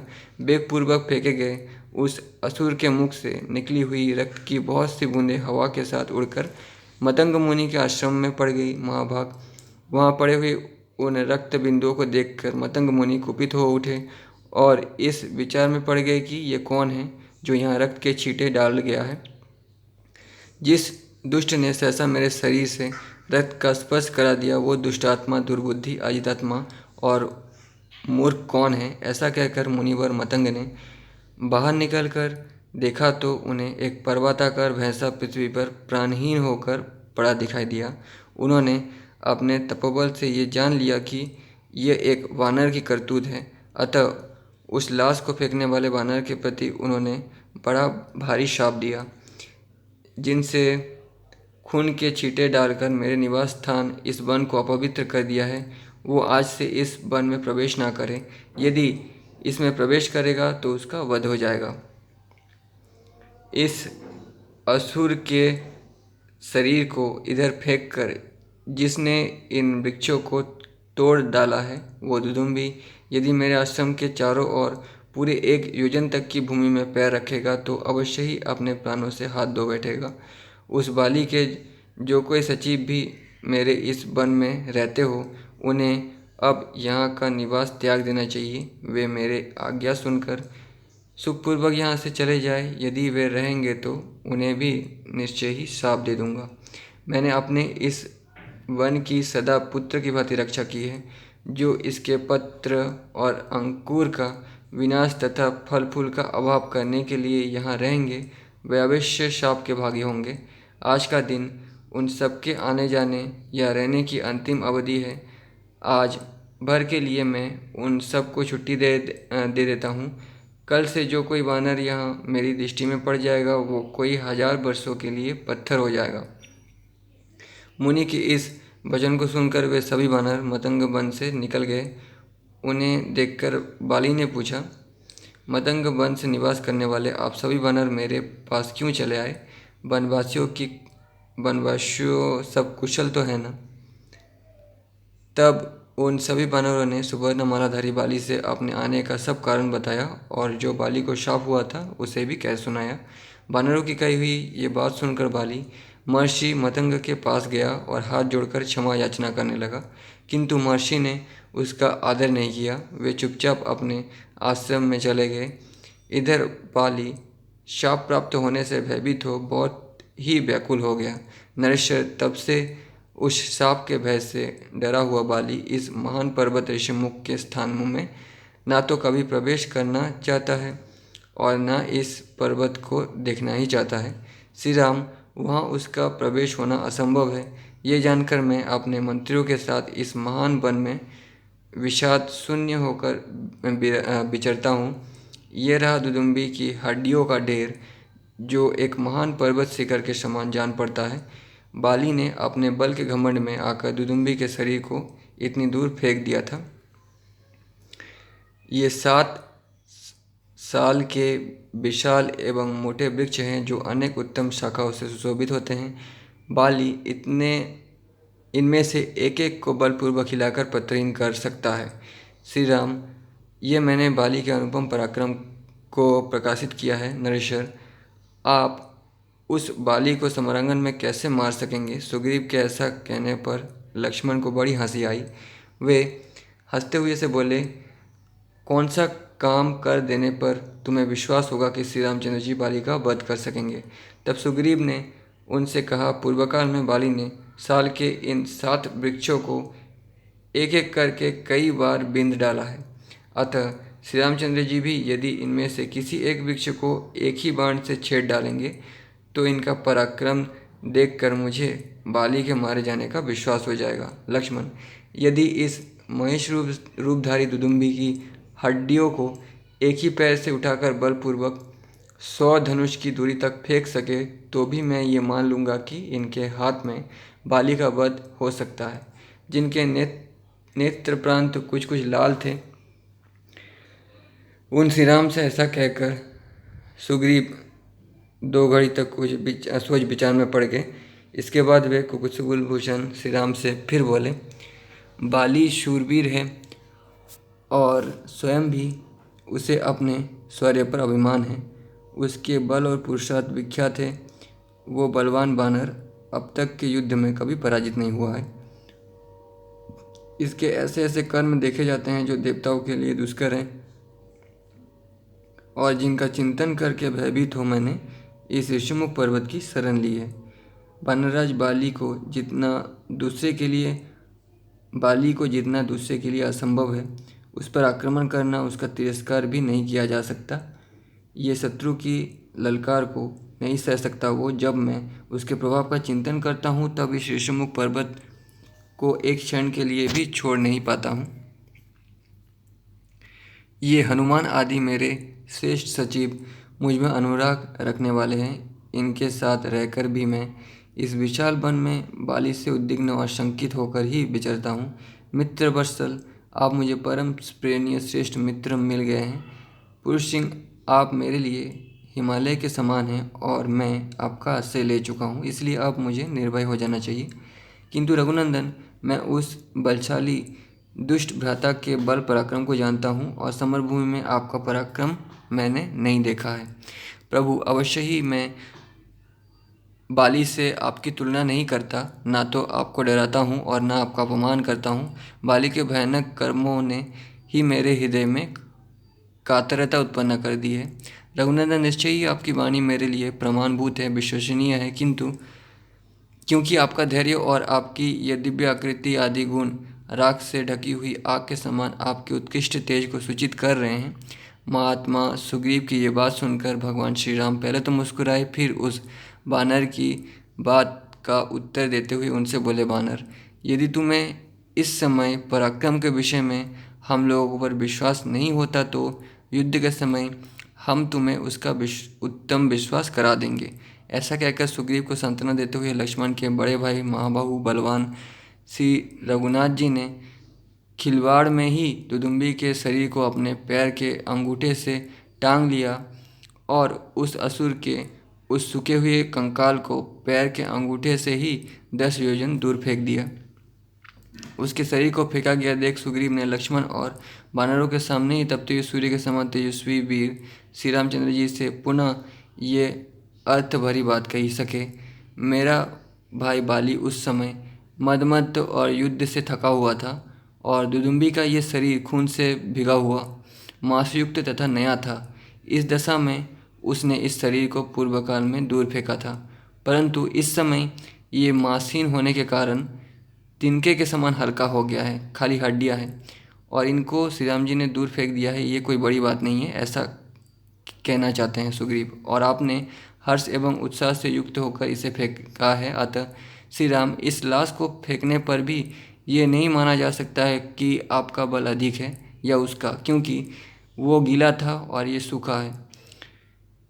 यह इन दोनों अवस्थाओं में महान अंतर है। तात आपके और उसके बल में वही संशय अब तक बना रह गया। अब इस एक शाल वृक्ष को वितीर्ण कर देने पर दोनों के बलाबल का स्पष्टीकरण हो जाएगा। आपका ये धनुष हाथी की फैली हुई सूंड के समान विशाल है। आप इस पर पतंचा चढ़ाइए और इसे कान तक खींचकर साल वृक्ष को लक्ष्य करके एक विशाल बाण छोड़िए। इसमें संदेह नहीं कि आपका छोड़ा हुआ बाण इस साल वृक्ष को वितीर्ण कर देगा। राजन, आप विचार करने की आवश्यकता नहीं है, मैं आपकी शपथ दिलाकर कहता हूँ, आप मेरा ये प्रिय कार्य अवश्य कीजिए। जैसे संपूर्ण तेजों में सदा सूर्यदेव ही श्रेष्ठ हैं, जैसे बड़े बड़े पर्वतों में गिरिराज हिमवान श्रेष्ठ हैं और जैसे चौपाइयों में सिंह श्रेष्ठ हैं, उसी प्रकार पराक्रम के विषय में सब मनुष्यों में आप ही श्रेष्ठ हैं। उसके बाद नेक्स्ट चैप्टर, श्री राम के द्वारा साल वृक्ष का भेदन, राम की आज्ञा से सुग्रीव का किष्किंधा में आकर बाली को ललकारना, युद्ध में उसे पराजित होकर मतंग वन में भाग जाना, वहाँ श्री राम को उन्हें आश्वासन देना और गले में पहचान के लिए गजपुष्प की लता डालकर पुनः युद्ध के लिए आना। सुग्रीव के सुंदर ढंग से कहे हुए इस वचन को सुनकर महातेजस्वी श्री राम ने उन्हें विश्वास दिलाने के लिए धनुष हाथ में लिया। दूसरों को मान देने वाले श्री रघुनाथ जी ने वो भयंकर धनुष और एक बाण लेकर धनुष की टंकार से संपूर्ण दिशा को गुंजाते हुए उस बाण को साल वृक्ष की ओर छोड़ दिया। उस बलवान वीर शिरोमणि के द्वारा छोड़ा गया वो सुवर्णभूषित बाण उन सातों साल वृक्षों को एक ही साथ बींध कर पर्वत और वृक्षों के सातों तलों को छेदता हुआ पाताल में चला गया। तो दोस्तों, बाली ने किसी कंपटीशन के द्वारा वृक्ष नहीं भेजा था, जबकि श्री राम कंपटीशन से भेज रहे हैं। खैर, इस प्रकार एक ही मुहूर्त में उन सबका भेदन करके वो महान वेगशाली बाण पुनः वहाँ से निकलकर उनके तरकश में ही प्रविष्ट हो गया। श्री राम के बाण के वेग से उन सातों साल वृक्ष को वितीर्ण हुआ देख वानर शिरोमणि सुग्रीव को बड़ा विस्मय हुआ। साथ ही उन्हें मन ही मन बड़ी प्रसन्नता हुई। सुग्रीव ने हाथ जोड़कर धरती पर माथा टेक दिया और श्री रघुनाथ जी को साष्टांग प्रणाम किया। प्रणाम के लिए झुकते समय उनके कंठरार आदि भूषण लटकते हुए दिखाई देते थे। श्री राम के उस महान कर्म से अत्यंत प्रसन्न हो उन्होंने सामने खड़े हुए संपूर्ण अस्त्र विद्याओं में श्रेष्ठ धर्मज्ञ शूरवीर श्री रामचंद्र जी से इस प्रकार कहा, पुरुष प्रवर भगवान, आप तो अपने बाणों से समरांगन में इंद्र सहित संपूर्ण देवताओं का भी वध करने में समर्थ हैं, फिर बाली को मारना आपके लिए कौन सी बड़ी बात है। काकुत्स्थों, जिन्होंने 7 बड़े बड़े साल वृक्ष, पर्वत और पृथ्वी को भी एक ही बाण से वितीर्ण कर डाला, उन्हीं आपके समक्ष युद्ध के मुहाने पर कौन ठहर सकता है। महेंद्र और वरुण के समान पराक्रमी आपको सुवध के रूप में पाकर आज मेरा सारा शोक दूर हो गया। आज मुझे बड़ी प्रसन्नता हुई है। कुकुत्स कुलभूषण, मैं हाथ जोड़ता हूँ, आप आज ही मेरा प्रिय करने के लिए उस बाली का, जो भाई के रूप में मेरा शत्रु है, वध कर डालिए। सुग्रीव श्री रामचंद्र जी को लक्ष्मण के समान प्रिय हो गए हैं। उनकी बात सुनकर महाप्रज्ञ श्री राम ने अपने उस प्रिय सुहृद को हृदय से लगा लिया और इस प्रकार उत्तर दिया, सुग्रीव, हम लोग शीघ्र ही इस स्थान से किष्किंधा को चलते हैं। तुम आगे जाओ और जाकर व्यर्थी भाई कहलाने वाले बाली को युद्ध के लिए ललकारो। तदनंतर वे सब लोग बाली की राजधानी किष्किंधापुरी में गए और वहाँ गहन वन के भीतर वृक्ष की आड़ में अपने को छिपकर खड़े हो गए। सुग्रीव ने लंगोट से अपनी कमर खूब कस ली और बाली को बुलाने के लिए भयंकर गर्जना की वेगपूर्वक किए हुए उस सिंहनाद से मानो वे आकाश को फाड़े डालते थे। भाई का सिंहनाद सुनकर महाबली बाली को बड़ा क्रोध हुआ। वो अमृत से भरकर अस्ताचल से नीचे जाने वाले सूर्य के समान बड़े वेग से घर से निकला। फिर तो बाली और सुग्रीव में बड़ा भयंकर युद्ध छिड़ गया, मानो आकाश में बुध और मंगल, इन दोनों ग्रहों में घोर संग्राम हो रहा हो। वे दोनों भाई क्रोध से मूर्छित हो एक दूसरे पर वज्र और अश्नि के समान तमाचों और घूंसों का प्रहार करने लगे। उस समय श्री रामचंद्र जी ने धनुष हाथ में लिया और उन दोनों की ओर देखा। वे दोनों वीर अश्विनी कुमारों की भांति परस्पर मिलते जुलते दिखाई दिए। श्री रामचंद्र जी को पता न चल रहा कि इनमें कौन सुग्रीव है और कौन बाली, इसलिए उन्होंने अपना वो प्राणांतकारी बाण छोड़ने का विचार स्थगित कर दिया। इसी बीच में बाली ने सुग्रीव के पाँव उखाड़ दिए। वे अपने रक्षक श्री रघुनाथ जी को ना देखकर ऋषिमुख पर्वत की ओर भागे। पाँव उखाड़ दिए का मतलब है बहुत बुरी तरह पीटा, बहुत ज़्यादा भारी पड़ गए सुग्रीव पर। वे बहुत थक गए थे, उनका सारा शरीर लहूलुहान और प्रहारों से जर्जर हो रहा था। इतने पर भी बाली ने क्रोधपूर्वक उनका पीछा किया, किंतु वे मतंग मुनि के महान वन में घुस गया। सुग्रीव को उस वन में प्रविष्ट हुआ देख महाबली बाली शाप के भय से वहाँ नहीं गया और जाओ तुम बच गए ऐसा कहकर वहाँ से लौट आया। इधर श्री रघुनाथ जी भी अपने भाई लक्ष्मण तथा श्री रघुनाथ जी के साथ उसी समय वन में आ गए जहाँ वानर सुग्रीव विद्यमान थे। लक्ष्मण से श्री राम को आया देख सुग्रीव को बड़ी लज्जा हुई। वे पृथ्वी की ओर देखते हुए दीन वाणी में उनसे बोले, रघुनंदन, आपने अपना पराक्रम दिखाया और मुझे ये कहकर भेज दिया कि जाओ बाली को युद्ध के लिए ललकारो। ये सब हो जाने पर आपने शत्रु से पिटवाया और स्वयं छिप गए। बताइए इस समय आपने ऐसा क्यों किया? आपको उसी समय सच सच बता देना चाहिए था कि मैं बाली को नहीं मारूंगा। ऐसी दशा में मैं यहाँ से उसके पास जाता ही नहीं। महामना सुग्रीव जब दीन बानी द्वारा इस प्रकार करुणाजनक बात कहने लगे तब श्री राम फिर उनसे बोले, तात सुग्रीव मेरी बात सुनो, क्रोध को अपने मन से निकाल दो। मैंने क्यों नहीं बाण चलाया इसका कारण बताता हूँ। सुग्रीव, वेशभूषा, कद और चाल ढाल में तुम और बाली दोनों एक दूसरे से मिलते जुलते हो। स्वर, कांति, दृष्टि, पराक्रम और बोलचाल के द्वारा भी मुझे तुम दोनों में कोई अंतर नहीं दिखाई देता। वानर श्रेष्ठ, तुम दोनों के रूप की इतनी समानता देखकर मैं मोह में पड़ गया, तुम्हें पहचान न सका, इसलिए मैंने अपना महान वेगशाली शत्रु संहारक बाण नहीं छोड़ा। मेरा वो भयंकर बाण शत्रु के प्राण लेने वाला था, इसलिए तुम दोनों की समानता से संदेह में पड़कर मैंने उस बाण को नहीं छोड़ा। सोचा कहीं ऐसा तो ना हो कि हम दोनों के मूल उद्देश्य का ही विनाश हो जाए। वीर वानरराज, यदि अनजान में या जल्दबाजी के कारण मेरे बाण से तुम ही मारे जाते तो मेरी बालोचित चपलता और मूर्ता ही सिद्ध होती।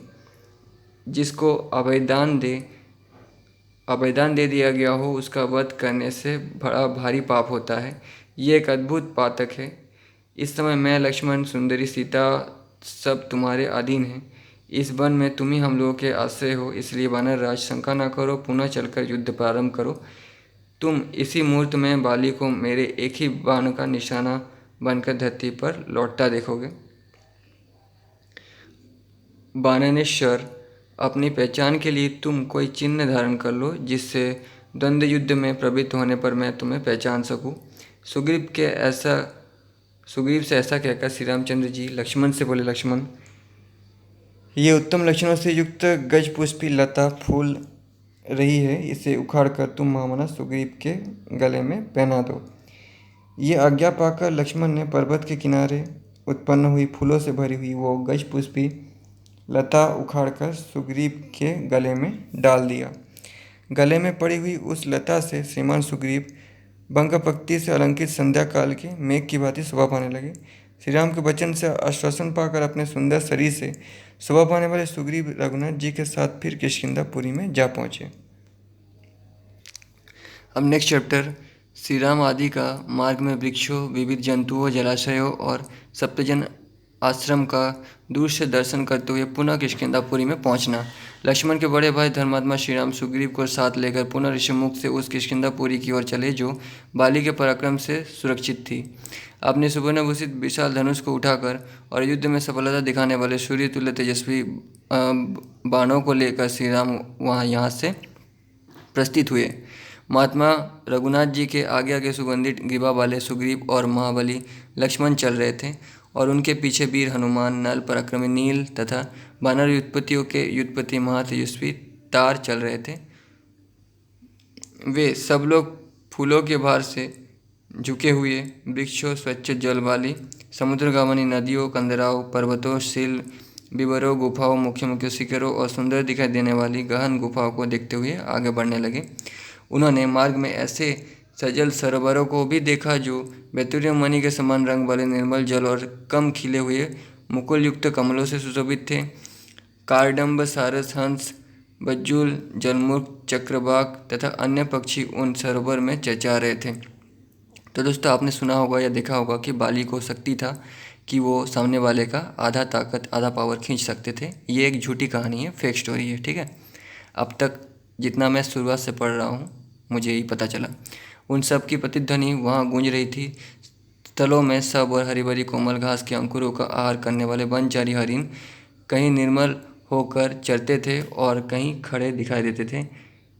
इन सब को देखते हुए श्री राम आदि किष्किंधा की ओर जा रहे थे, जो सफ़ेद दांतों से सुशोभित थे, देखने में भयंकर थे, अकेले विचरते थे और किनारों को खुद का नष्ट कर देने के कारण सरोवरों के शत्रु समझे जाते थे। ऐसे दो दांतों वाले मतरंग जंगली हाथी चलते फिरते पर्वतों के समान जाते दिखाई देते थे। उन्होंने अपने दांतों से पर्वत के तट प्रांतों को वितीर्ण कर दिया था। कहीं हाथी जैसे विशालकाय वानर दृष्टिगोचर होते थे जो धरती की धूल से नहा उठे थे। इनके सिवा उस वन में और भी बहुत से जंगली जीव जंतु और आकाशचारी पक्षी विचरते देखे जाते थे। इन सबको देखते हुए श्री राम आदि सब लोग सुग्रीव के वशवर्ती हो तीव्र गति से आगे बढ़ने लगे। उन यात्रा करने वाले लोगों में वहाँ रघुकुल नंदन श्री राम ने वृक्ष समूह से सघन वन को देखकर सुग्रीव से कहा, वानरराज, आकाश में मेघ की भांति जो ये वृक्ष का समूह प्रकाशित हो रहा है, क्या है? ये इतना विस्तृत है कि मेघों की घटा के समान छा रहा है। इसके किनारे किनारे केले के वृक्ष लगे गए हैं जिनसे ये सारा वृक्ष समूह घिरा गया है। सके ये कौन सा वन है और मैं जानना चाहता हूँ। इसके लिए मेरे मन में बहुत कौतूहल है। मैं चाहता हूँ कि तुम्हारे द्वारा मेरे इस कौतूहल का निवारण हो। महात्मा रघुनाथ जी की ये बात सुनकर सुग्रीव ने चलते चलते ही उस विशाल वन के विषय में बताना आरंभ किया। रघुनंदन, ये एक विस्तृत आश्रम है जो सबके भ्रम का निवारण करने वाले हैं।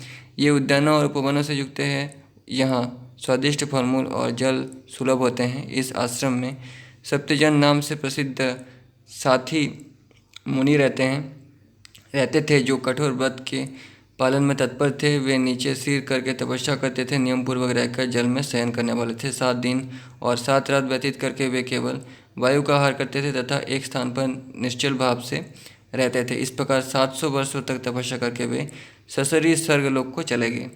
उन्हीं के प्रभाव से सघन वृक्ष की 4 दीवारी से घिरा हुआ ये आश्रम इंद्र सहित संपूर्ण देवताओं और असुरों के लिए भी अत्यंत दुर्दर्श बना हुआ है। पक्षी तथा दूसरे वंचर जीव इसे दूर से ही त्याग देते हैं। जो मोहवश इसके भीतर प्रवेश करते हैं वे फिर कभी नहीं लौटते हैं। रघुनंदन, यहाँ मधुर अक्षर वाली वाणी के साथ साथ आभूषणों की जानकारी भी सुनाई जाती है। वाद्य और गीत की मधुर ध्वनि भी कानों में पड़ती है और दिव्य सुगंध का भी अनुभव होता है। वहाँ अवश्यनीय आदि त्रिविध अग्नियाँ भी प्रज्वलित होती है और कबूतर के अंगों की भांति दूसरा रंग वाला धना उड़ता दिखाई देता है जो वृक्ष की शिखाओं को आविष्ट कर रहा है। जिनके शिखाओं पर होमदुम छा रहे हैं वे ये वृक्ष मेघ समूह से आच्छादित हुए नीलम के पर्वतों की भांति प्रकाशित हो रहे हैं। धर्मात्मा रघुनंदन, आप मन को एकाग्र करके दोनों हाथ जोड़कर भाई लक्ष्मण के साथ उन मुनियों के उद्देश्य से प्रणाम कीजिए। श्री राम जो उन पवित्र अंतकरण वाले ऋषियों को प्रणाम करते हैं उनके शरीर में किंचित मात्र भी अशुभ नहीं रह जाता है। तब भाई लक्ष्मण सहित श्री राम ने हाथ जोड़कर उन महात्मा ऋषियों के उद्देश्य से प्रणाम किया। धर्मात्मा श्री राम, उनके छोटे भाई लक्ष्मण, सुग्रीव तथा अन्य सभी वानर उन ऋषियों को प्रणाम करके प्रसन्नचित हो आगे बढ़े। उस सप्त जनाश्रम से दूर तक का मार्ग तय कर लेने के पश्चात उन सब ने बाली द्वारा सुरक्षित किष्किंधापुरी को देखा। तुरंत श्री राम के छोटे भाई लक्ष्मण, श्री राम तथा वानर जिनका उग्र तेज उदित हुआ था, हाथों में अस्त्र शस्त्र लेकर इंद्र कुमार वाली के पराक्रम से पालित किष्किंधापुरी में शत्रुवध के निमित्त पुनः जा पहुँचे। नेक्स्ट चैप्टर, बाली वध के लिए श्री राम का आश्वासन पाकर सुग्रीव की विकट गर्जना। वे सब लोग शीघ्रतापूर्वक बाली की किष्किंधापुरी में पहुंचकर एक गहन वन में वृक्ष की ओट में अपने आप को छिपाकर खड़े हो गए। वन के प्रेमी विशाल ग्रीवा वाले सुग्रीव ने उन वनों में चारों ओर दृष्टि दौड़ाई और अपने मन में अत्यंत क्रोध का संचय किया। तदनंतर अपने सहायकों से घिरे हुए उन्होंने अपने सिंहनाद से आकाश को फाड़ते हुए से घोर गर्जना की और बाली को युद्ध के लिए ललकारा। उस समय सुग्रीव वायु के वेग के साथ गरजते हुए महामेघ के समान जान पड़ते थे। अपनी अंगकांति और प्रताप के द्वारा प्रातःकाल के सूर्य की भांति प्रकाशित होते थे। उनकी चाल दर्प भरे सिंह के समान प्रतीत होती थी। कार्यकुशल श्री रामचंद्र जी की ओर देखकर सुग्रीव ने कहा, भगवान बाली की यह किष्किंधापुरी तपाए हुए सुवर्ण के द्वारा निर्मित नगर द्वार से सुशोभित है। इसमें सब और वानरों का जाल सा बिछा हुआ है तथा ये ध्वज और यंत्रों से संपन्न है। हम सब लोग इस पुरी में आ पहुँचे हैं। वीर, आपने पहले बाली वध के लिए जो प्रतिज्ञा की थी उसे आप शीघ्र सफल कीजिए, ठीक उसी तरह जैसे आया हुआ अनुकूल समय लता को फल फूल से संपन्न कर देता हो। सुग्रीव के ऐसा कहने पर शत्रुसूदन धर्मात्मा श्री रघुनाथ जी ने फिर अपनी पूर्वोक्त बात को दोहराते हुए सुग्रीव से कहा, वीर, अब तो इस गज पुष्पी लता के द्वारा तुमने अपनी पहचान के लिए चिन्ह धारण कर लिया है। लक्ष्मण ने इसे उखाड़ कर तुम्हारे कंठ में पहना ही दिया है। तुम कंठ में धारण की हुई इस लता के द्वारा बड़ी शोभा पा रहे हो। यदि आकाश में ये विपरीत घटना हो कि सूर्यमंडल नक्षत्र माला से घिर जाए, तभी इस कंठ लंबिनी लता से सुशोभित होने वाले तुम्हारी उस सूर्य से तुलना हो सकती है। वानरराज, आज मैं बाली से उत्पन्न हुए तुम्हारे भय और बैर दोनों को युद्ध स्थल में एक ही बाण मारकर मिटा दूंगा। सुग्रीव, तुम मुझे अपने उस भ्रातारूपी शत्रु को दिखा तो दो, फिर बाली मारा जाकर वन के भीतर धूल में लौटता दिखाई देगा।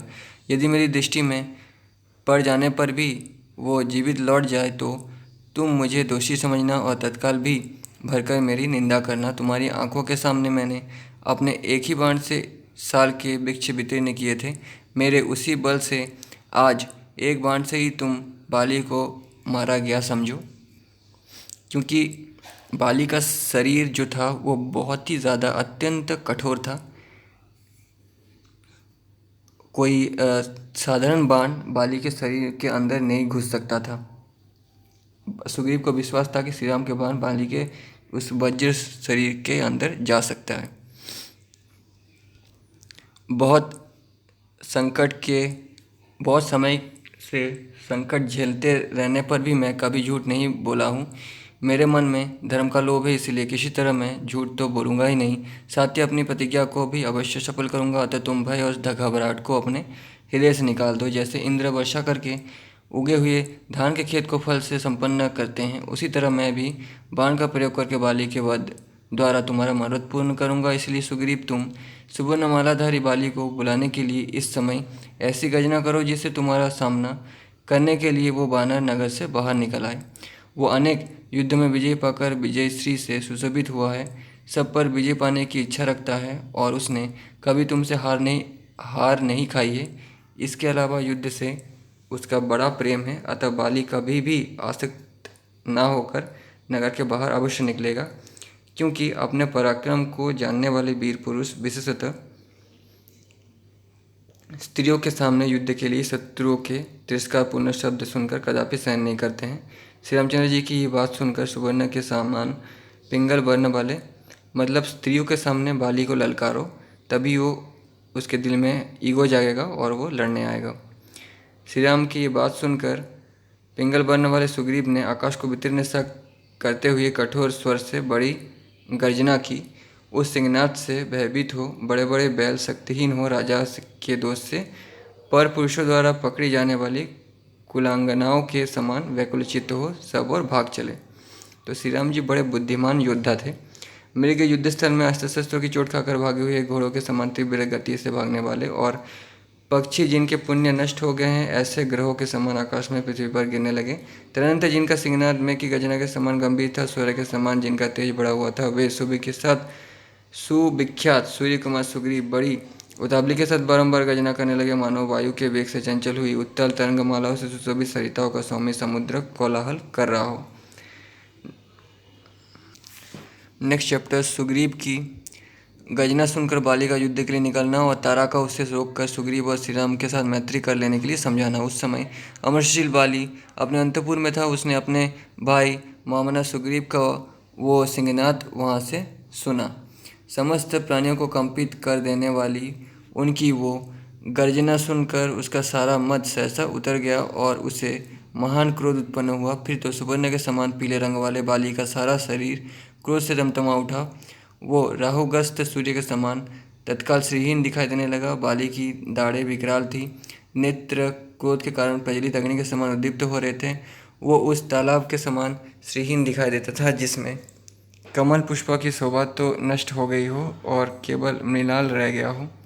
वो दुष्ट शब्द सुनकर बाली अपने पैरों की धमक से पृथ्वी को वितीर्ण सी करता हुआ बड़े वेग से निकला। उस समय बाली की पत्नी तारा भयभीत हो घबरा उठी। उसने बाली को अपने दोनों भुजाओं में भर लिया और स्नेह से सौहार्द का परिचय देते हुए परिणाम में हित करने वाली ये बात कही, वीर मेरी अच्छी बात सुनिए और सहसा आए हुए नदी के वेग की भांति इस बढ़े हुए क्रोध को त्याग दीजिए। जैसे प्रातःकाल शैया से उठा हुआ पुरुष रात को उपयोग में लाई गई पुष्पमाला का त्याग कर देता है, उसी प्रकार इस क्रोध को परित्याग कीजिए। वानर वीर, कल प्रातःकाल सुग्रीव के साथ युद्ध कीजिएगा। इस समय रुक जाइए। यद्यपि युद्ध में कोई शत्रु आपसे बढ़कर नहीं है और आप किसी से छोटे नहीं हैं, तथापि इस समय सहसा आपका घर से बाहर निकालना मुझे अच्छा नहीं लगता है। आपको रोकने का ये विशेष कारण भी है, उसे बताती हूँ, सुनिए। सुग्रीव पहले भी यहाँ आए थे और क्रोधपूर्वक उन्होंने आपको युद्ध के लिए ललकारा था। उस समय आपने नगर से निकलकर उसे परास्त किया और वे आपकी मार खाकर संपूर्ण दिशा की ओर भागते हुए मतंग वन में चले गए थे। इस प्रकार आपके द्वारा पराजित और विशेष पीड़ित होने पर भी वे पुनः यहाँ आकर आपको युद्ध के लिए ललकार रहे हैं। उनका ये पुनरागमन मतलब फिर से आना मेरे मन में संदेह उत्पन्न कर रहा है। इस समय गरजते हुए सुग्रीव का दर्प और उद्योग जैसा दिखाई देता है तथा उनकी गर्जना में जो उत्तेजना जान पड़ती है, इसका कोई छोटा मोटा कारण नहीं होना चाहिए। मैं समझती हूँ सुग्रीव किसी प्रबल सहायक के बिना आपकी अब की बार यहाँ नहीं आए हैं, किसी प्रबल सहायता के साथ आए हैं, किसी सबल सहायकों को साथ लेकर ही आए हैं, जिसके बल पर ये इस तरह गरज रहे हैं। मतलब सुग्रीव पूरा प्लानिंग के साथ आए हैं। आप बात को समझिए, लड़ने मत जाइए, ऐसा तारा कह रहे हैं अपने पति को। माना सुग्रीव स्वभाव से ही कार्यकुशल और बुद्धिमान हैं। वे किसी ऐसे पुरुष के साथ मैत्री नहीं करेंगे जिनके बल और पराक्रम को अच्छी तरह परख न लिया हो। वीर, मैंने पहले ही कुमार अंगद के मुंह से ये बात सुन ली है, इसलिए आज मैं आपके हित की बात बताती हूँ। एक दिन कुमार अंगद वन में गए थे। वहाँ गुप्तचरों ने उन्हें एक समाचार बताया जो उन्होंने यहाँ आकर मुझसे भी कहा था। वो समाचार इस प्रकार है। अयोध्या नरेश के दो शूरवीर पुत्र, जिन्हें युद्ध में जीतना अत्यंत कठिन है, जिनका जन्म इक्ष्वाकु कुल में हुआ है तथा जो श्री राम और लक्ष्मण के नाम से प्रसिद्ध है, यहाँ वन में आए हुए हैं। वे दोनों दुर्जय वीर सुग्रीव का प्रिय करने के लिए उनके पास पहुँच गए हैं। तो ये बात अंगद ने बाली की पत्नी को कही थी। अंगद भी वन में सुग्रीव का पीछा कर रहा होगा या फिर उस पर नज़र गड़ाए रहा होगा, इसी से पता चला अंगद को। उन दोनों में से जो आपके भाई के युद्ध कर्म में सहायक बताए गए हैं, वे श्री राम शत्रु सेना का संहार करने वाले तथा प्रलय काल में प्रज्वलित हुई अग्नि के समान तेजस्वी हैं। वे साधु पुरुषों के आश्रयदाता कल्प वृक्ष हैं और संकट में पड़े हुए प्राणियों के लिए सबसे बड़ा सहारा है। आर्त पुरुषों के आश्रय, यश के एकमात्र भाजन, ज्ञान विज्ञान से संपन्न तथा पिता की आज्ञा में स्थित रहने वाले हैं। जैसे गिरिराज हिमालय नाना धातुओं की खान है, उसी प्रकार श्री राम उत्तम गुणों के बहुत बड़े भंडार हैं। अतः उन महात्मा राम के साथ आपका विरोध करना उचित नहीं है, क्योंकि वे युद्ध की कला में आपका सानी नहीं रखते हैं। उन पर विजय पाना अत्यंत कठिन है। शूरवीर, मैं आपके गुणों में दोष देखना नहीं चाहती, अतः आपसे कुछ कहती हूँ। आपके लिए जो हितकर है वही बता रही हूँ, आप उसे सुनिए और वैसा ही कीजिए। अच्छा यही होगा कि आप सुग्रीव का शीघ्र ही युवराज के पद पर अभिषेक कर दीजिए। वीर वानरराज, सुग्रीव आपके छोटे भाई है, उनके साथ युद्ध न कीजिए। मैं आपके लिए यही उचित समझती हूँ कि आप बैरभाव को दूर हटाकर श्री राम के साथ सौहार्द और सुग्रीव के साथ प्रेम का संबंध स्थापित कीजिए।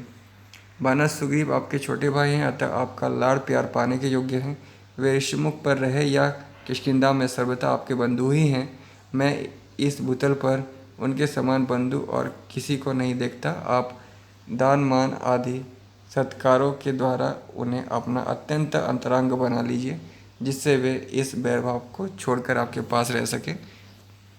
पुष्ट ग्रीवा वाले सुग्रीव आपके अत्यंत प्रेमी बंधु हैं, ऐसा मेरा मत है।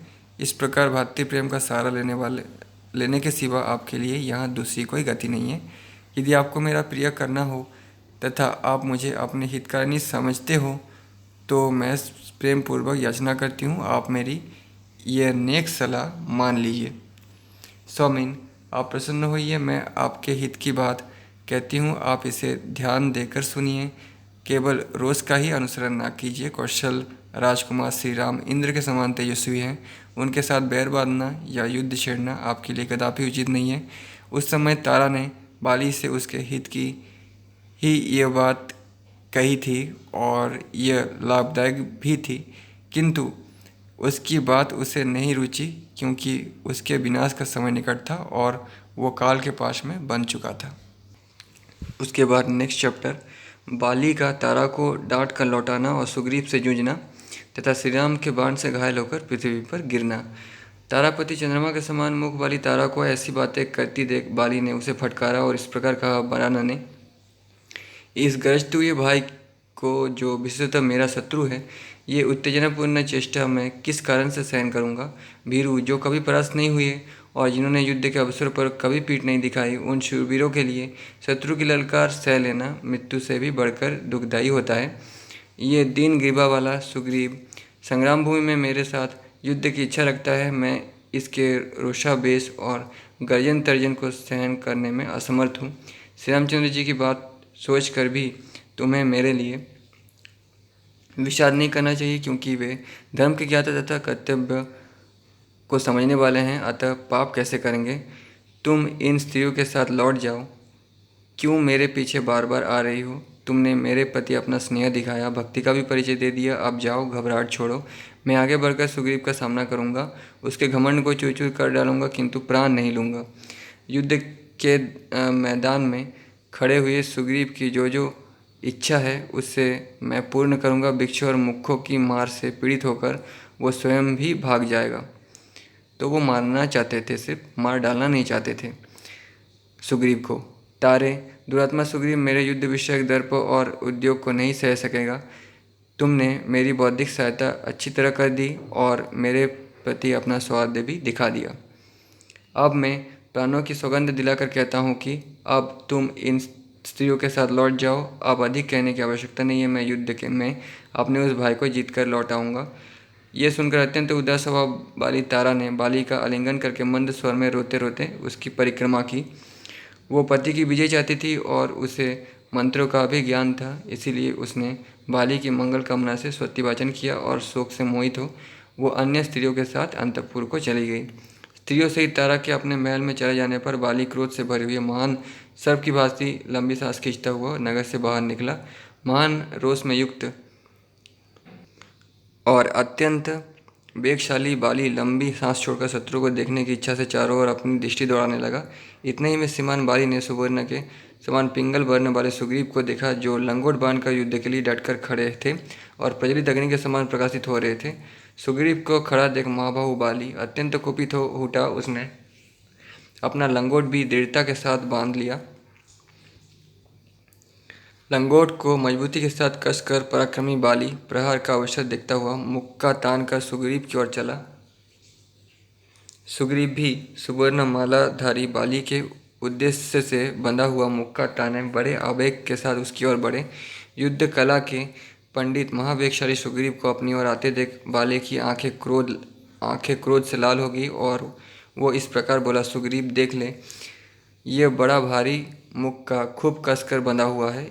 इसमें सारी उंगलियां सुनियंत्रित रूप से परस्पर सटी हुई है। मेरे द्वारा वेगपूर्वक चलाया हुआ ये मुक्का तेरे प्राण लेकर ही जाएगा। बाली के ऐसा कहने पर सुग्रीव क्रोधपूर्वक उससे बोले, मेरा ये मुक्का भी तेरे प्राण लेने के लिए तेरे मस्तक पर गिरे। इतने ही में बाली ने वेगपूर्वक आक्रमण करके सुग्रीव पर मुक्कों का प्रहार किया। उस चोट से घायल एवं कुपित हुए सुग्रीव झरनों से युक्त पर्वत की भांति मुंह से रक्त बमन करने लगा, यानी मुंह से खून निकलने लगा सुग्रीव का। तत्पश्चात सुग्रीव ने भी निशंक होकर बलपूर्वक एक शाल वृक्ष को उखाड़ लिया। सुग्रीव ने उस वृक्ष को उखाड़ लिया और उसे बाली के शरीर पर दे मारा, मानो इंद्र ने किसी विशाल पर्वत पर वज्र का प्रहार किया हो। उस वृक्ष की चोट से बाली के शरीर में घाव हो गया। उस आघात से विहल हुआ बाली व्यापारियों के समूह के चढ़ने से भार के द्वारा दबकर समुद्र में डगमगाती हुई नौका के समान कांपने लगा। उन दोनों भाइयों का बल और पराक्रम भयंकर था। दोनों के ही वेग गरुड़ के समान थे। वे दोनों भयंकर रूप धारण करके बड़े जोर से जूझ रहे थे और पूर्णिमा के आकाश में चंद्रमा सूर्य के समान दिखाई देते थे।